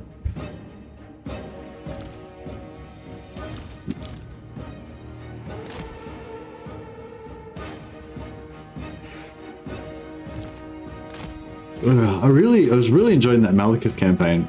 It felt like a real, like, I don't know, just cozy, you know? I wonder if we can fight these eagles pretty well in here.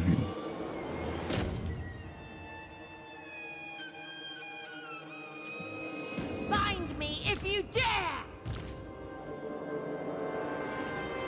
The living will join us. That should kill those eagles pretty effectively. The curse of undeath. We are the new order. White King. It shall be done. Von Carsteins are the true empress. I'm in your thrall.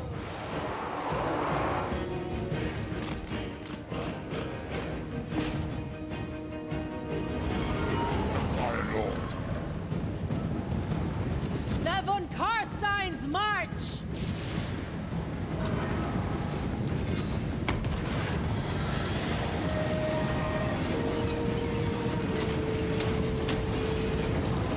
Curse of years.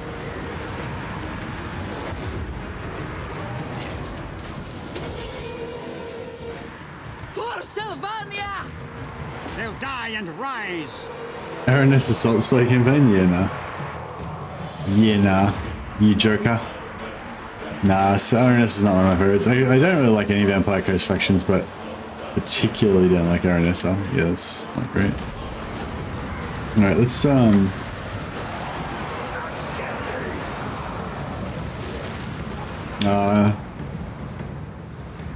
it's like hardly even worth casting magic on anything. There's not enough stuff to cast on. We are But the we'll do new our best, I guess. order. We are immortal. Blood magic.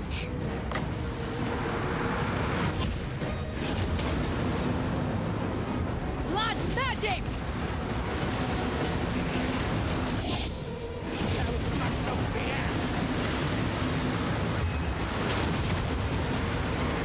Blood magic. It is done! Night has fallen.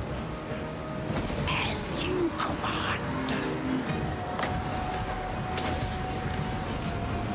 We are immortal.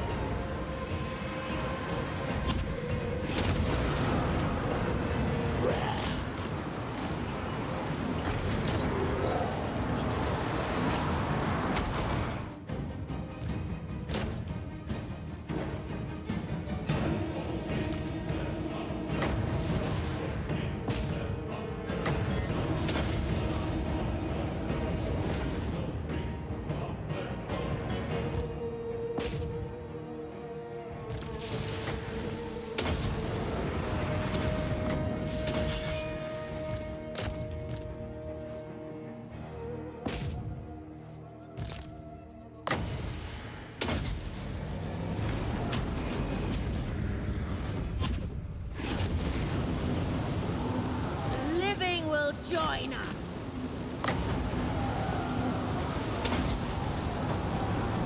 We are the new order.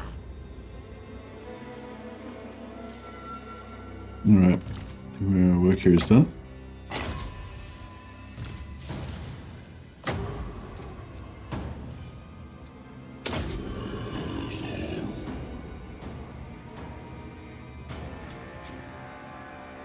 Vampire Coast Death Card spam. No, I don't like Vampire Coast, Jesus. No, I want to play something that is going to be really fun, but also maybe something that's a bit sciencey. I always love an Empire campaign, but I feel like I've played too many Empire campaigns lately, so I have to give them a rest. I wouldn't mind playing High Elves again. I wouldn't mind playing some High Elves. I feel like, yeah, maybe you just do like another... Maybe just like a... High Elf Commando type thing with Alithana.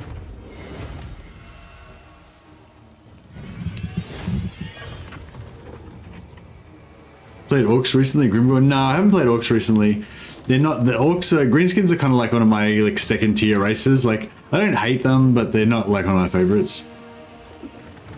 I think the last campaign I played was Grimgor though. Or maybe I played Skarsnik and the one before that was Grimgor. Imric beating up the dragon siblings? Yeah, maybe.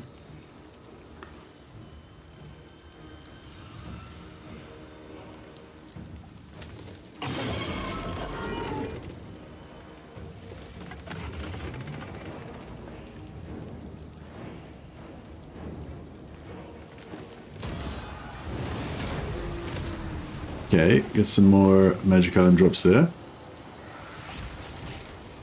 Oh, those Skaven got destroyed as well. Nice, Shrieking Blade, Fireball. Gambler's Armor, not bad. I wonder if I should actually occupy... I don't know, I kind of like keeping Temple up here as a pet and just beating them up for like free experience and stuff. Isabella von Carstein. Alright, we got 1, 2, 3, 4, 5, 6, 7, 8. 8, 8, 64. So it's 640. 700. Yeah, so they haven't got 1,000. So we can't get a battle marker out of this. So we'll just kill them. His lady. Everything dies. Bring me flesh to craft. I will do as you ask. Moving. I will alone. All die.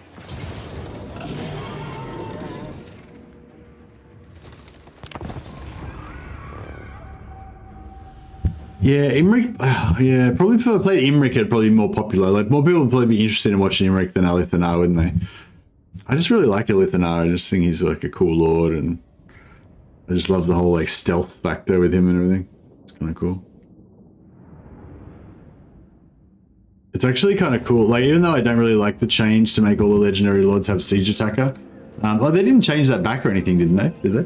Oh yeah. So was there any good, any interesting changes in the last patch that I haven't noticed? I feel like we didn't really talk about the last patch too much. I did talk about it maybe a little bit at the start of one of my streams, but I didn't go into it in depth. Yeah, the changes to the Dark Elf slave mechanic. I think it was the main thing I noticed.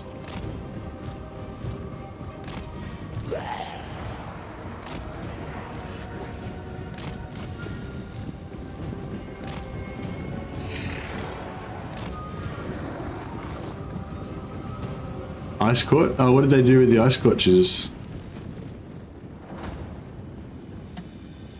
I thirst.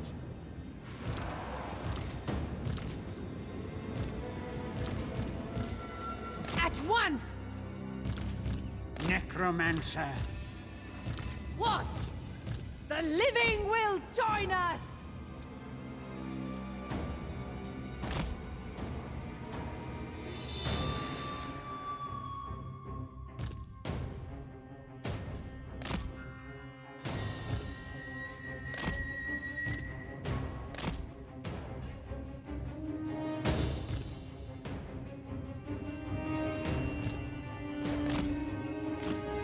Suddenly surrounded by enemies and you can take over the empire. Oh, you're saying play. I should. Oh, right. You're suggesting I should play as Ice Court. Yeah. Nah, I'm not really into Kislev. Kislev and Cathay, I feel like are not finished factions. You know what I mean? They need more stuff in them. I feel like with the Warriors of Chaos DLC, the monogods kind of got fleshed out enough now that I feel like they're kind of worth playing. Although none of them are really favorite factions. I don't really particularly like them that much. I probably prefer the Warriors of Chaos factions anyway. But yeah, so I feel like Chaos is pretty fleshed out. I feel like Ogres because Ogres was a race pack, they were all already kind of fleshed out, although they still need more. But I feel like Cathay and Kislev are, yeah, they're definitely like just missing, you know, like they've only got 2 hero types for Cathay and Kislev. Then, you know, they don't have they don't have as much stuff basically. I don't. Yeah, basically I just don't. Yeah, I feel like I'm just gonna wait, mainly play them after they get expanded more. I probably will still play them occasionally, but I'd probably mainly play Kislev for like science reasons, you know, like if I was testing out a new Doom stack or something. Thanks for the suggestion though.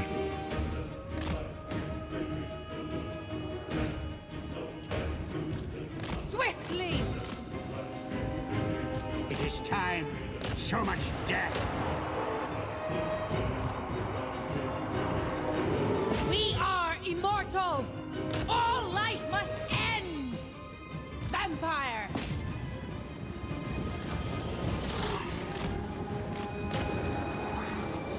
Yeah, I think this is a bit of a I feel like getting these guys a bit screwed up. At once. Yeah, poor old Cryptoris getting wrecked.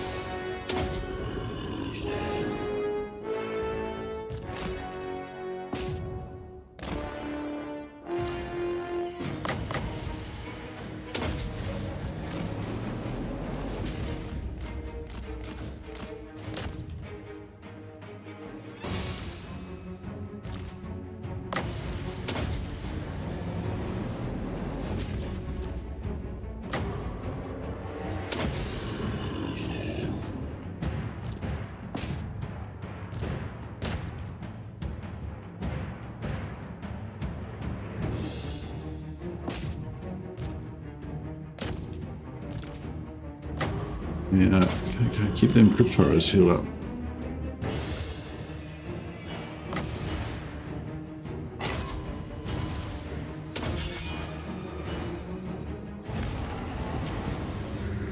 Blood von Carstein.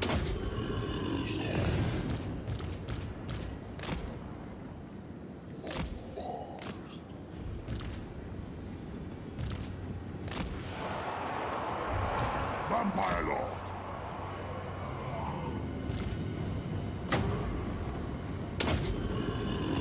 This world is mine.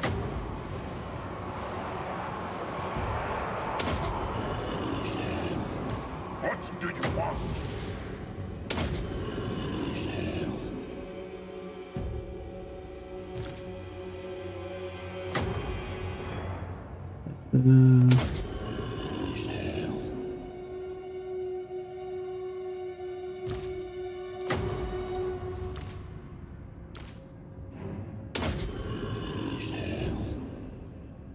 I think we're pretty good. I enjoy kids a bit more content. Yeah, I don't mind them, but yeah, I feel like they're just nowhere near as like comparing Kislev to the Empire. You know, they just don't have as many units, don't have as many heroes, it's not as much flavor. You know.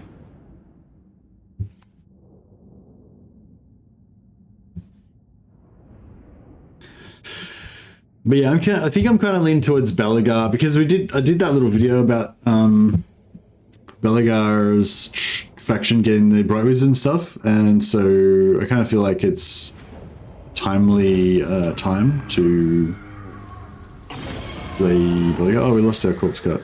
Oh, that's all right. We can just raise a new one.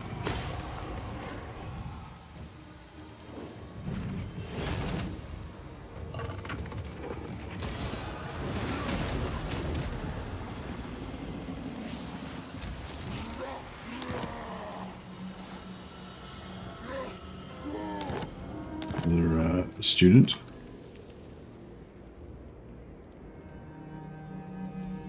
We didn't actually lose Zuffbar, so yeah.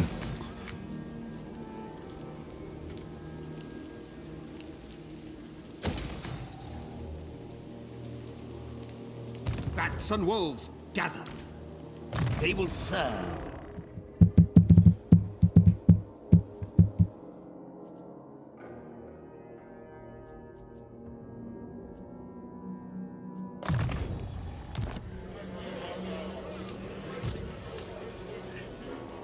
Bring me zombie. We'll get other hero in, just other lord in, just so we can just double the amount of magic items that we get. Better be important. Night march.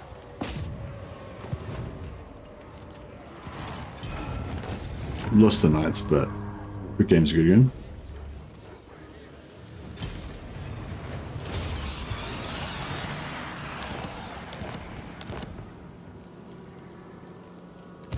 Soon I'll be all-powerful.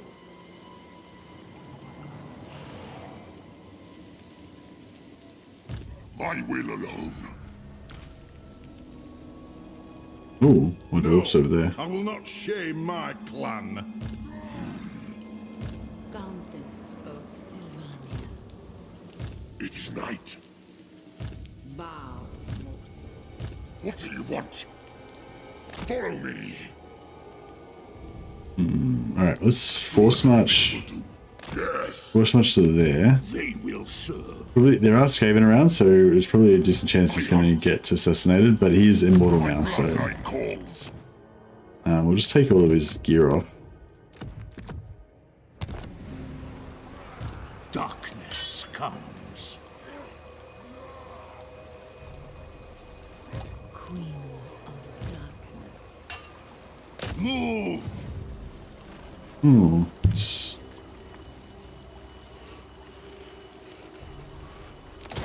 You dare.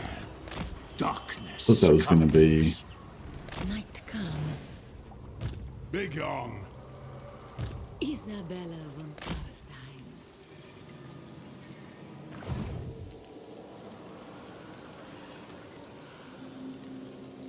More sleep shines.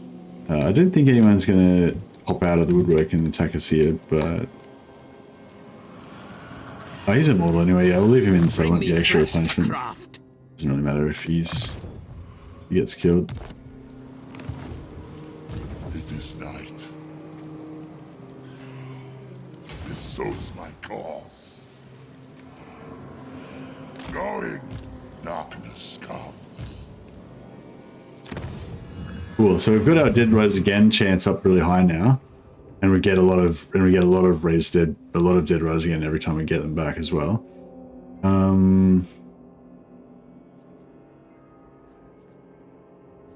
You might just keep leveling up our Zombo. Actually, no, we'll get our Blood Kiss just in case we need it. And then we'll buff our zombies a bit more. Ours.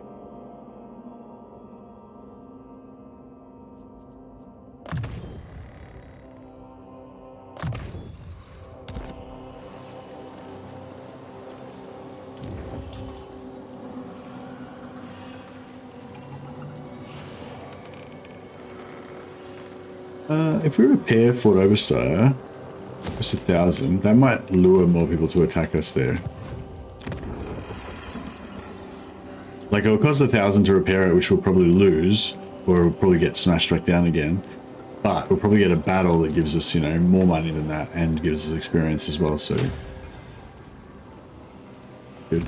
Darkness comes.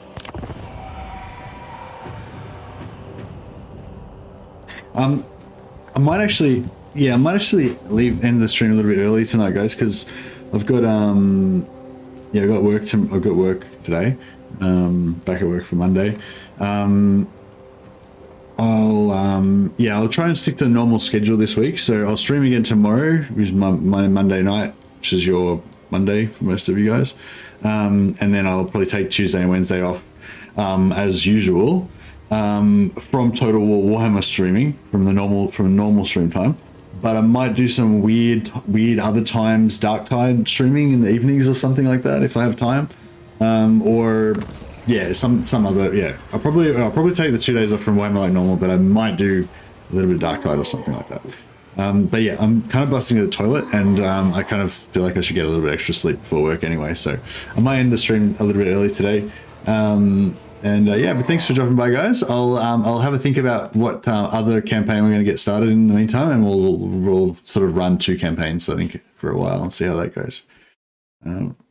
Alrighty then. We'll just see if anyone's playing the Warhammer. Chuck a host to somebody.